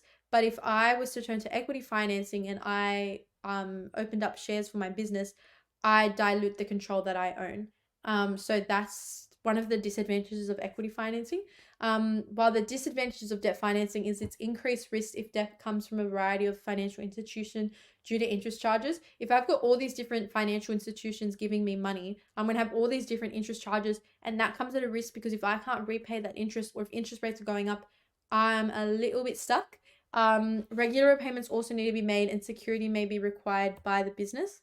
Equity financing is the internal source of finance in a business. It's cheaper than other sources because there's no interest repayments. Owners who have contributed to the business retain control over their finances. And then it doesn't have to be repaid unless the owner leaves the business. So overall, equity is a cheaper option. And as long as it's the owner who's putting in their retaining profits, they can still retain that control. But in saying that, if it's not retained profits, because like we know, equity financing can come from new rights and shares, or it can come from retained profits and the owners putting in profits that they've already made from other times back into the business, or their own funds into the business. If it's not coming from that and it's coming from shares, ownership is diluted and current owners have less control. That's a disadvantage. Lower profits and returns for owners as well. And it's a long and expensive process to get the funds from those shares and from those investments. So it's really just a matter of considering which is going to work best for the business. Understanding the advantages and disadvantages is really important because it's a common short answer question. So what are the advantages and disadvantages of debt and equity financing? But also in the business report, I've seen quite a few times that they've written like, consider debt or equity financing for this business, and you have to recommend which is going to work better for them. If they're a business that is very focused on having control and they just need money really quickly, short notice, just to quickly repay it, go to debt financing if there's kind of like a short-term emergency. But if it's more in the long term, they're much more focused on growth, and they'd like to get into the share market, into the ASX, or they'd like to like grow their business even further and just kind of take it public, then you'd recommend equity. It really just depends on the business. This is a case study for Qantas and how they use debt and equity financing. And the last one we're going to go to before we get to the ratios is matching the terms and source of finance to business purpose. Again, this is another dot point that a lot of my students just forget about, and I don't even blame them because I'm like, oh, this is a dot point. But this, again, very much links to influences, and that's why I think that the finance syllabus is very interlinked. So what it's saying is if businesses use short-term finance to fund long-term assets, then it causes financial problems for the business. So when you look at the syllabus, there's short-term debt, and that's where it's looking at overdraft and debentures. And then there's long-term debt where it's got mortgages and then the other forms of long-term debt. You want to make sure that when you've got a short-term asset, you're paying that off with short-term assets are paid off with short-term debt or short-term finance. Long-term assets are paid off with long-term debt. So why would you pay it, like if like for a house, for example, in mortgages, or for like a warehouse, you wouldn't use an overdraft for that because that's a short-term finance for a long-term asset. Same with buying like a massive machine. Why would you just overdraft your account on that? Like what is that going to achieve you in comparison to getting a long-term form of finance on that? Sorry, I thought I did that. I mean debenture for long term. So for short term, I've just got the syllabus up. For short term, overdraft, commercial bill, and factoring. And then for long term, it's mortgage, debenture, unsecured notes, and leasing. So you want to make sure that you're using the right source of finance for the appropriate asset. If it's a short-term asset, so if you just quickly need the money for inventory, for stock, or for those short-term assets, you're going to be using those short-term debt. While if it's a long-term asset and that's machinery, warehousing, and those longer terms that you're going to be paying off over a longer time, you want to make sure you've got long-term finance. So the use of long-term finance to fund short-term assets means that the business is still paying the debt long after the financial situation has been resolved. So for example, if I got like a debenture, let's say I needed some quick stock and like one of the tops that I was selling at my clothing store sold out, and I quickly need like a 10K or like this quick restock of it. Why would I choose a debenture for that, which is going to be paid off over time, when I can just quickly overdraft my account or get a commercial bill on that? And then by the time that stock runs out, I've already paid off that debt because they're both short term, rather than still paying off this massive debenture after that whole situation, after all that stock's been sold. Like, that doesn't really match up. So you just have to make sure that financial managers match the term of the loan with the economic lifetime of the asset. If it's a non-current asset, it's a long-term financing, long-term borrowing, long-term debt. If it's a current asset, you want short-term borrowing. So it's just matching up those two. I'm sorry that I got debenture confused. There's so many different ones you can use. Let's get on to ratios. We've got some time left to finish up with ratios and strategies. A lot of the processes, I just want you guys to know, I'm going to link processes to strategies only because there's certain strategies that you use for certain ratios, so they very much interlink. So liquidity is the extent to which a business can meet its financial obligations. So for that, we're using the current ratio, which is assets divided by current liabilities. The acceptable ratio is 2-to-1. I recommend knowing the objective for each ratio, because each ratio is to achieve a certain objective, and that's how you can link the dot points. Know the objective, know the acceptable ratio as well, and then know which strategy to apply. Otherwise, they're going to give you the formula. It's really only profitability that you guys have to memorize some extra stuff. The current ratio measures a business's ability to pay back their current liabilities with current assets. So the higher the current ratio is, the more capable the business is in meeting short-term financial obligations. But if the ratio is too high, then the business can be criticized for using assets inefficiently. If you've got heaps of cash just lying around, you're at risk to theft and fraud. If you've got all this inventory just sitting there, not only are you paying all this warehousing fees, but all that inventory is dead weight money, because it's money sitting there that could be translated into cash, but it's not, because it's sitting there, and instead it's becoming a cost. So having too many assets isn't always a good thing, and you're actually using them inefficiently if the ratio is too high. While if the ratio is too low, the business is at risk of not meeting their financial obligations, which then puts them at risk at bankruptcy and becoming insolvent and not being able to meet their debt. So we're not live, laugh, loving either of those. The gearing ratio determines the business solvency. So solvency, like we said, it's how they can meet their long-term financial obligations. And creditors specifically look at the gearing ratio to decide if they should invest or not. And that just shows them whether or not they're going to receive a good return on their investment. So that's where you do the total liabilities divided by total equity to find the gearing ratio, and that really shows and reflects the objective of solvency. For small businesses, the acceptable ratio is 0.5-to-1, while for large businesses, it's 1-to-1. And if the business is more highly geared, it carries a higher risk, but then there's a possibility to generate higher profits because of that risk. So it all depends. If the ratio is greater than 1, it indicates the business has more debt than equity. And if the ratio is between 0 and 1, it indicates the business has more equity than debt. So the higher the ratio, the less solvent the business is, because obviously it has more debt than it does equity, and the higher the risk of not meeting the financial obligation. So that's why the acceptable for large is 1-to-1 and the small is 0.5-to-1, because it's making sure there's not too much debt and they're not over relying on that external finance. For profitability, there's 3 different ratios that you can use. That's just profitability is how they're maximizing the profits. And it depends on the revenue earned and their ability to increase their selling prices so that they can cover their costs and expenses. We've got the gross profit ratio, the net profit ratio, and the return on equity ratio. Now, I've already seen that a lot of the time everyone's like, oh, but they give you all the ratios. They do. They'll say, find out the gross profit ratio, bracket gross profit divided by total sales, but they won't tell you how to figure out gross profit. They won't tell you how to figure out net profit. And for gross profit, you need COGS. So you guys need the COGS formula, the gross profit formula, and the net profit formula. You can just quickly Google that, or you can go back to your year 11 notes, because you guys would have done that in year 11, but please make sure you're putting that in your notes, because I don't want you to get caught up on these two and just believe like, oh, they're going to give it to me. They won't tell you how to figure that out. And not all financial sheets are going to tell you what the gross profit and net profit is. A lot of the time, that's the extra step that they expect you to have taken because you already know. So for the acceptable ratio for gross profit, it's 50%. For net profit, it's 13 to 20%. But of course, they prefer to have a higher net profit ratio. And for return on equity, they just prefer to have a high return. The gross profit ratio represents the amount of sales that are available to meet expenses resulting in net profit, and then that is used for the net profit ratio. And then the return on equity shows how effective the funds contributed by the businesses are. So it's showing them the return that they're getting on the money that they've put in from their investment.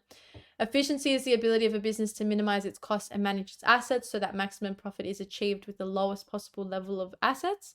And the more efficient the business is, the greater the profits and financial stable it is. This is where you use the expense ratio, which again, they'll give you, and the accounts receivables ratio. Let me just tell you again, this is one of those secrets where a lot of, even like in my class, everyone was like, oh, I remember like I was studying and I was memorizing some like the net profit, and I memorized this formula as well. And some people in my class were like, oh, why are you doing that? They're going to just give it on the day. They'll give you sales divided by accounts receivables, but they won't tell you and they won't remind you that about the 365, where you have to divide it by 365 to find out how many times a year it's being collected. So that answer that you get here isn't right. It's actually how many days that the accounts receivables collected. So you guys need that one. Those are, I think, the main two ways that they can trick you with ratios. And it's really just tricking you because a lot of people think they're going to tell me I don't need to study this, but then they leave out this information. So you do need to know that extra step that after you do sales divided by accounts receivables, you have to divide that by 365 to find out how many days it takes to collect the accounts receivables. And for gross profit ratio, net profit ratio, you need to know how to find out gross profit, which you need the COGS ratio, the COGS formula, the GP formula, and the net profit formula. You guys need those three. Financial managers use the expense ratio to determine where the highest expenses are from and why the ratio has increased or decreased. A decline in the expense ratio indicates there's lower interest rates in the economy or that the business is using less debt, which we don't necessarily want to focus on. Then the account receivable turnover ratio measures the effectiveness of a business's credit policy and how efficiently it's collecting its debt. So a high turnover ratio indicates that the business has an efficient debt collection system.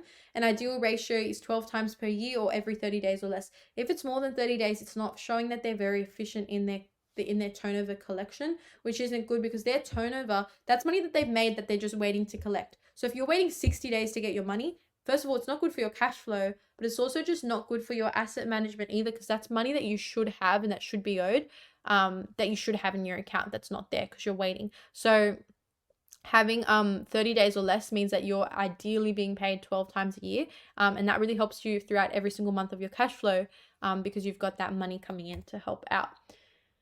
Now, the last point I want to look at for this is the comparative ratio analysis. I, again, used to forget about this, but it's actually a learn too. So assess business performance using comparative ratio analysis. It doesn't sound as hard as, like, it's very wordy, but all this is, and if you guys have already done finance, you'll know that a lot of the time in finance, you find out your ratio and the ratio that they give you, but then you'll compare that to industry average, you'll compare it to the acceptable ratio, you'll compare it to your competitors' average or competitors' last year's numbers. Comparative ratio analysis is where you confirm against other figures, similar businesses, and industry standards. And by doing that, they can identify trends in financial data, they can take corrective action, and then they can make improvements where needed. You might look at your business from a very like through one lens and think, oh, you know what, our ratios are great, our profitability is great. But then as soon as you compare it to another business, and as soon as you see how other businesses in the industry are performing, you're like, you know what, we actually have to do so much better. Why are they doing so much better than us? What are they doing that we're not? Where can we improve? How can we correct this? And through that they can achieve their financial objectives more. So this dot point isn't necessarily anything you have to study. It's more just making sure that you know the acceptable ratios for each of them, and then just being able to identify that by comparing them and by setting those benchmarks, and through that comparative analysis they can notice those trends and then make improvements naturally. Now, I consider this sacred and I wanted to put these in so you guys have them. I studied off of these when I was in year 12 as well. But at 8 notes for all our business students, we really recommend it too.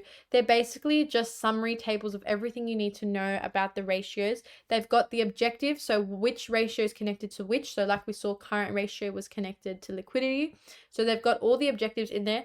They've got the source that it comes from, so whether it's from the balance sheet, the cash flow, or the income statement. They've got the explanation, they've got the acceptable, but most importantly, it's got the strategy. Now, hear me out.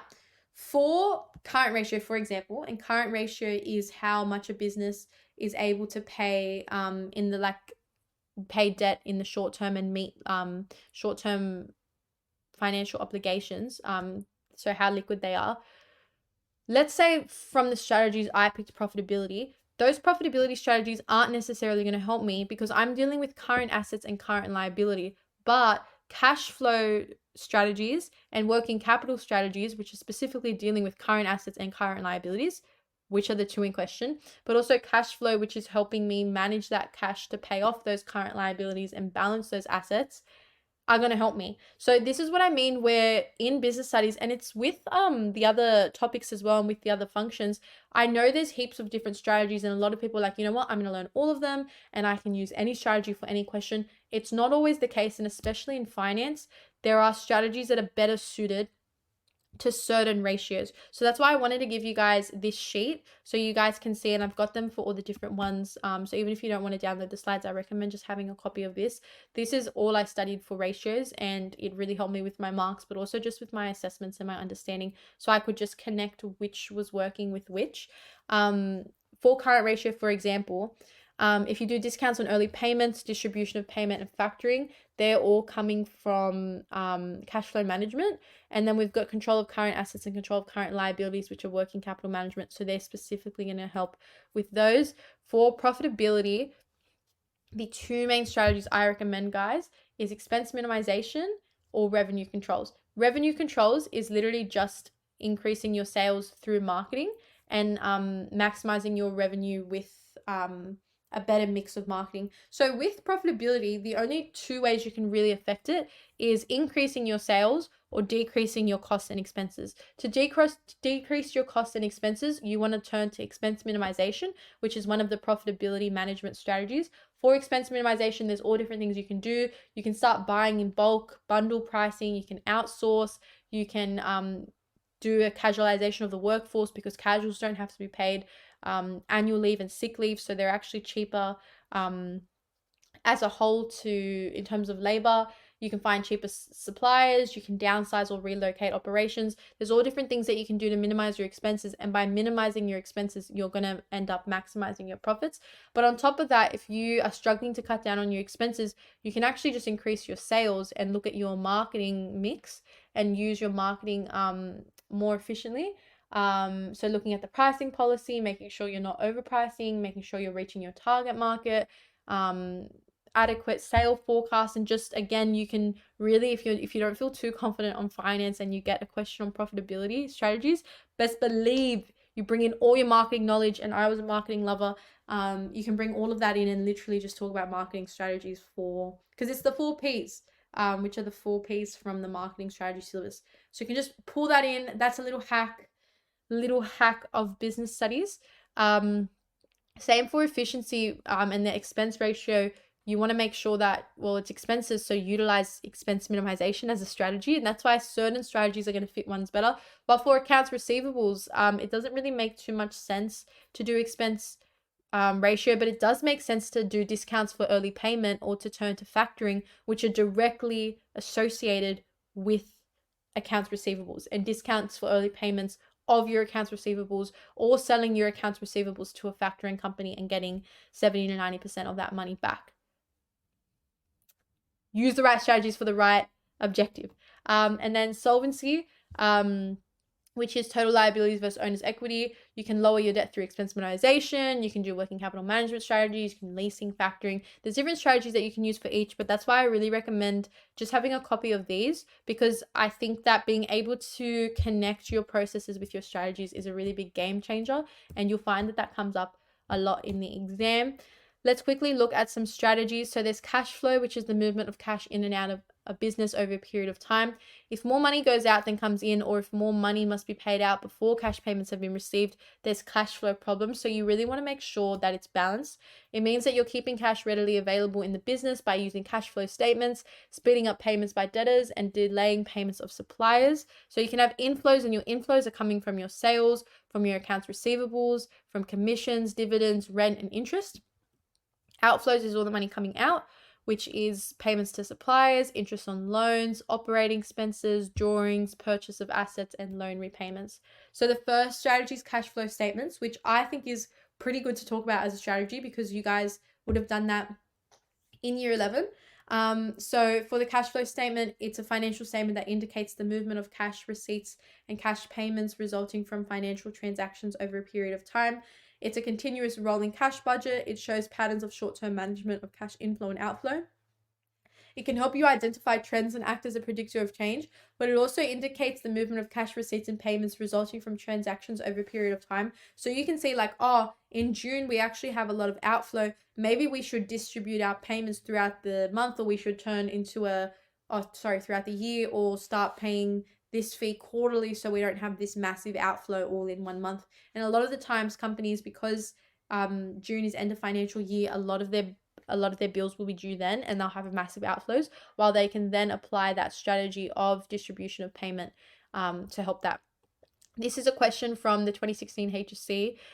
So it's got the table shows cash flow information for a business. What is the opening balance for April?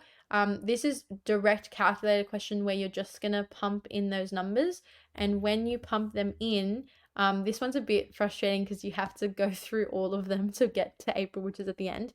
But when you pump them in, you'd get to a negative 24,000. I just wanted to put this in so if you guys come back to these slides later on, you can figure it out. But if you do have your calculator or your phone nearby, you can definitely have a go at finding out that cash flow. This is purely just numbers and doing the difference from the opening, adding on that in, and then minusing the out to see what you're left with, and then starting all over again. Now, management strategy 1 is distribution of payments, which is distributing payments throughout the month, year, or other periods so that cash shortfalls don't occur. You don't want all your large expenses due at the same time. So yearly distributions mean that there's equal cash flow each month rather than large outflows in certain months.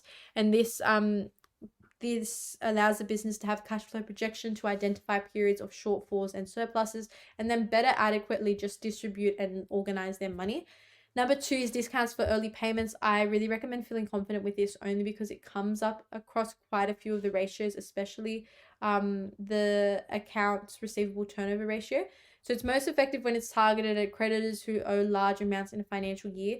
It basically means that as the creditor, you will pay me now instead of when the money is due for 2 months. So maybe I own a kitchen business and I build your kitchen and I'm like, okay, pay me back in 2 months. But 1 month later, 1 month in, I'm like, you know what?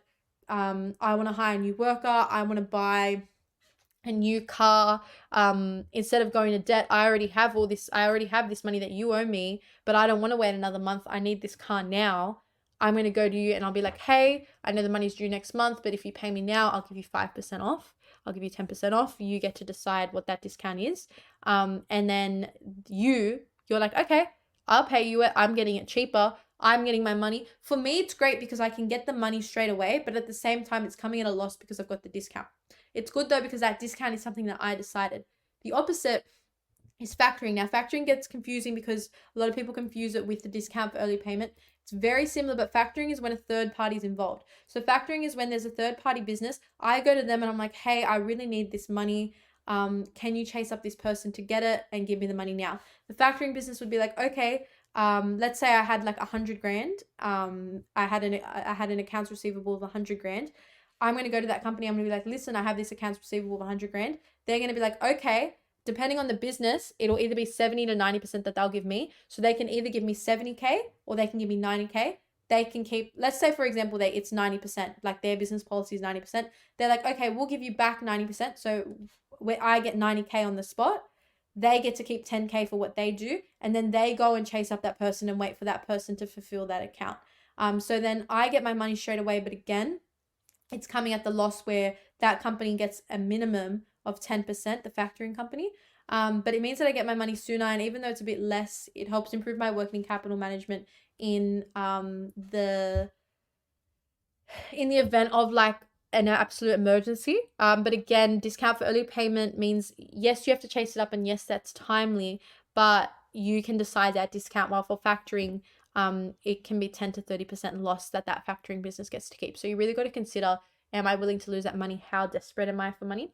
For profitability, please, expense minimization always, it's just such a go-to, and I feel like it's one of the easiest ones to use. So it's just reducing expenses wherever possible.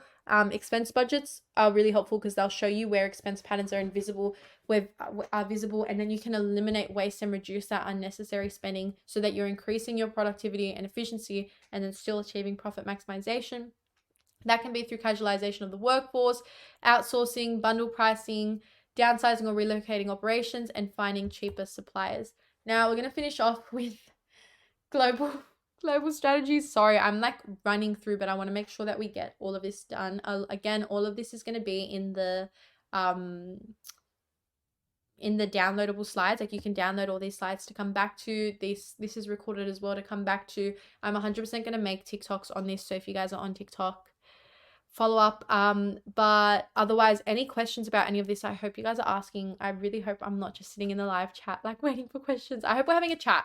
My goal, like, I'm recording this in advance and this is going to be premiered, but my goal is that we're having some fun on the chat, we're all becoming besties, and we're getting through all this content. Exchange rates are the value of one country's currency in terms of another currency, but again, exchange rates are always fluctuating. Now, if you're an economics student, this is one of the parts where economics and business really overlap. Personally, I was not an economics gal, and the exchange rates and when we deal with other money and the converting wasn't my strong point. But this is how I really understood it. So appreciation is where the upward movement of the Australian dollar goes against another currency, which means it's raising the value of AUD. So one Australian dollar is buying more foreign currency, but one foreign currency is buying less Australian dollars. Now that's great for us when we're buying from overseas and we're importing, but exporting, who's going to want to buy from us when one of their units buys less of our AUD? Like, no one's going to want to buy. So it's great for us and when we're importing, but no one's going to want to buy overseas. Depreciation is the opposite, where the Australian dollar is moving downwards against another currency. So it's lowering the value of AUD. So one foreign currency buys more AUD. So that means that our exports are going up because everyone wants to buy from Australia. They're like, listen, like, look how cheap it is. But for us, we're too scared to buy from overseas because everything's really expensive. So one AUD is purchasing less foreign currency. I always think of, if you guys have gone to like StockX, or you've gone to like buy shoes, or even just online, you know how sometimes naturally when you're doing online shopping, the price doesn't convert, especially from like USD. So like you'll see shoes and you'll be like, oh, $200, that's mad. And like you convert it and it's like $300, $400. And you're like, what's going on here? And even if you've gone overseas, I remember when I went to London, the pound at that time was nearly double. So I saw like this pencil case. I was like, oh, $20, that's mad. And then the pencil case was 40. And I had a student who was telling me like pieces nearly cost like $50 in like USD, like when she was in America at one time. So it's all depending on the dollar. But I think if you've traveled overseas or if you've just done online shopping, it's a really good way for you to just understand how the currency is changing and how that's going to affect you. That's also then affecting the interest rates, because a lot of, like I said before, a lot of businesses are like, oh, cheap interest rates, I'm just going to go to a developing country and borrow from them. But just because the interest rate is lower at that time, if the exchange rate changes, then that interest rate is going to go up as well. So you cannot trust. It is a risk.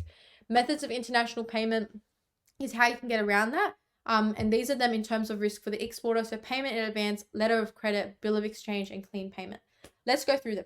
Payment in advance, like I said before, like I said with the rainbow and how I had to like dumb down, dumbing down global economic outlook. I also had to dumb down payment in advance. The only way that I understand this and that makes sense to me is that payment in advance is like when you go online shopping. When you go online shopping, you pay for it, and then you just have to trust that it comes. You got to trust that it gets delivered. You got to trust that it's what you ordered, that it's the quality that you hope for, or that's being like promoted. You just got to trust it. So the exporter receives the payment. The online shopping place is going to get your payment first. And after they've got that payment, then you're getting your confirmation email. Then you're getting your AusPost delivery, we're coming at this time, text, and then you're going to get your good. So the payment exposes the exporter to no risk. And when you're online shopping, Shein and all that aren't at any risk because you've already paid them. They've got their money. You're at all the risk because you've already sent them the money and you haven't even received the goods yet. So it's exactly the same for exporters and importers. Not many importers are agreeing to this method because there's a higher risk because they're sending all this money, especially when it's suppliers and you're buying like hundreds of thousands of dollars of goods. You're putting a lot of trust overseas to some company that there's no guarantee you're going to even get what you ordered on time in the quality that you ordered, etc. So payment in advance is risky for the importer, just like online shopping is risky for us because you don't know that you're going to get it on time, that you're going to get it at all. Some people just never get their item, or that you're going to get what you asked for and what you paid for. But for the exporter, it's great because they get all their money. Doesn't matter how you feel, they got their cash, they're on the way. So if you're struggling with some of these, I feel like applying them and putting them in terms that fit your understanding. And for me, it had to be online shopping. I am consistently shopping. That's what worked for me. Now, letter of credit is where the document, a buyer requests it from their bank that guarantees the payment of good will be transferred to the letter once they've to the seller, and once they've committed to that, the buyer can't withdraw. So what that is, if I was going to buy, let's say I wanted to buy 100K worth of clothes for my clothing company, because apparently I want to keep using the clothing company example. If I wanted to buy 100K worth of clothes from a supplier in Singapore, I would go to Commonwealth Bank and I'd be like, hey, I want to buy this amount of clothes from Singapore. Can you sign this letter of credit and help me out with this? So Commonwealth will then sign that letter, and they're going to send it to the exporter, and that letter promises that at a specific time they're going to pay them once certain conditions are met. So those conditions might be as soon as we've gotten confirmation that the goods have left the country, as soon as we've gotten confirmation that the clothes have like entered Australia. There can be all different conditions. It really just depends on what that letter is, but the bank has signed that. So what that means that if the buyer fails to make the payment, the bank has to cover the purchase. So if a month later, I'm like, you know what? I actually found a cheap supplier. I'm not doing this. First of all, the bank is forced to pay it. So no matter what, the exporter is going to get their money. But then you know what banks are like. Banks aren't just going to let you decide and like pull out of something that you've legally signed. That's like a legal document now. The bank is going to come chase you up and you have to cover that purchase. So the issue with letter of credit for buyers is that as soon as you sign that letter, you're stuck. Like you are stuck and like sucked into this deal. It's popular with exporters though, because they rely on overseas banks rather than the importer. From that Singapore company, they don't have to rely on some random 19-year-old who wants to buy 100K of clothes. They can rely on one of Australia's biggest banks who have signed it and agreed to it. So it is popular for them and it's less riskier for the exporter. But for me as a buyer, it is risky because I'm stuck in that deal. It's less risky, however, than the payment in advance because at least some conditions can be met. Clean payment is online shopping to a T. This is the difference. So payment, is the opposite of online shopping. So payment in advance is online shopping. Clean payment reminds me of when we normally go to the shops. So when you normally go to the shops, you get the good, you get to try it on, you grab it, and then you pay for it. Same when you get like a service done. So if you get your nails done, you go get a haircut, that you get that service done and then you're paying for it after. And this is exactly like clean payments. So for clean payment, the exporter, so that company from Singapore is sending me my clothes first and then they get their payment. So I'm getting my clothes first and then I'm going to send them the payment. So the importer, so I'm not going to pay them until I receive my goods. And on top of that, the exporter is requesting an invoice and they're going to give me 30, 60 or 90 days to pay that back. That's really great for me because I get my product first. I get to make sure it gets here on time and it's the order that I ordered. And then I'm secure with it. And I'm like, okay, I'll pay for it. Just like when I go shopping or when I go get my hair done, I get my hair done first. I get to see the result. And then I'm like, okay, all good. I'll pay you.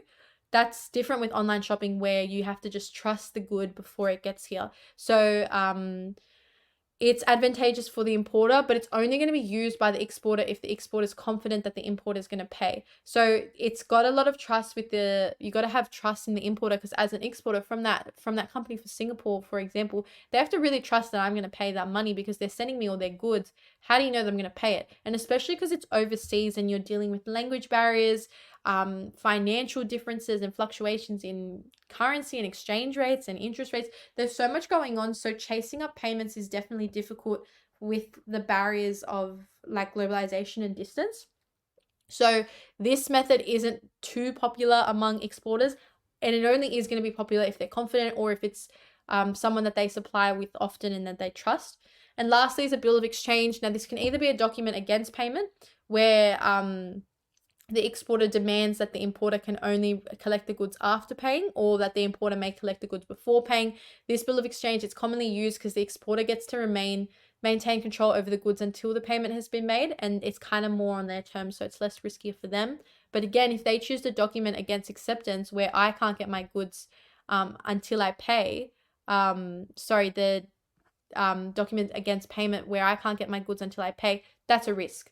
While document against acceptance where I may collect them before paying, that's a good one. So it really just depends with everything. Each of them are going to affect the exporter and the importer differently. This is the risk for the exporter, and obviously it's going to be the opposite for the importer.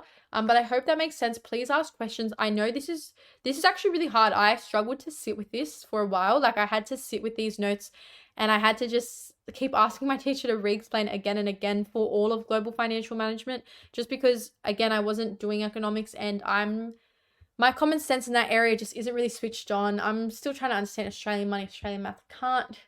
Can't grab on that. So I think that if you're still finding this difficult after that explanation, that is completely fine. With time, it'll sink in. Definitely ask your teachers about it. Try to talk about it and read it up as much as you can on them, just so it sinks in. But yeah, for me, understanding that payment in advance and clean payment were just like online shopping in comparison to real shopping. Those real life examples were really helping me. Now, the last part of this is hedging and derivatives. So the issue is when I was doing hedging and derivatives, I really thought they were different things, but derivatives is just a tool to achieve hedging.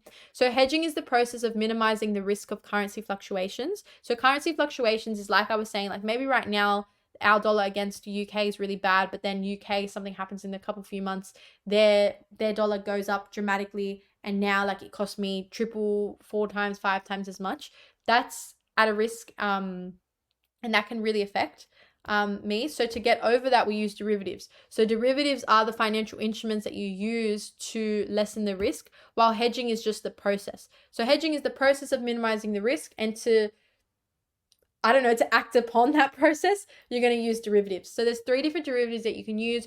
You can use a forward exchange contract, which is a contract to exchange one currency for another currency at an agreed exchange rate on a future date. And that's usually 30, 90, or 100 days after. That's got that agreed exchange rate. So whether or not it changes, they've still got that set exchange rate, and it's agreed upon. So it's much safer in terms of being at risk of the fluctuating one. And this is where the bank's involved. So the bank is actually going to guarantee the exporter that within a set time, a fixed rate of exchange for the money generated from the sale of exports is going to be made. There's the options contract, which gives the buyer, who's the option holder, the right but not the obligation to buy or sell foreign currency at some time in the future, and it's protected from unfavorable exchange rate fluctuations because they've got that right, but it's still like an option. It's not actually an obligation to buy it. And then they've got the swap contract, which is an agreement to exchange currency in the spot market with an agreement to reverse the transaction in the future. So you can exchange the currency right now, but there is that spot sale that you can do to repurchase it at that same rate at a future date. So it's advantageous to businesses because they can alter their exposure to exchange fluctuations without discarding original transactions, and then go back to old transactions where there was a better exchange rate currency. It's all just like swapping, and you're just deciding which agreement you're going to use on the spot market. But that is the end, guys. I hope you guys have a great holidays. I know that was a run-in. I'm so sorry. If you have not done finance yet, this was probably a little bit intimidating. But again, in this presentation, we went through the hardest topics. Again, a lot of that content was within an hour and a half, and you guys are going to get most of this term. And if you've already studied it, you've already had probably nearly a whole term to study finance. So this was very much just a summary. I really hope it helped you out. I hope that there's been questions in the live chat and we've been able to talk, and I can help you guys throughout. But otherwise, I wish you all the best in business studies. I hope that as you guys go throughout the year, you can implement some different study techniques, come back to these slides, use some of these notes, and that you guys had some good takeaways from here. I wish you so much luck. I think that business studies is such a game changer as long as you're studying the right way for it and you have a good mindset with it. Remember that scaling isn't necessarily bad for it as long as you're not falling into the average. And the fact that you guys are going out of your way to sign up for these 800 lectures, like I just know that none of us are falling into the average. All the best with your studies and with your other subjects too. But yeah.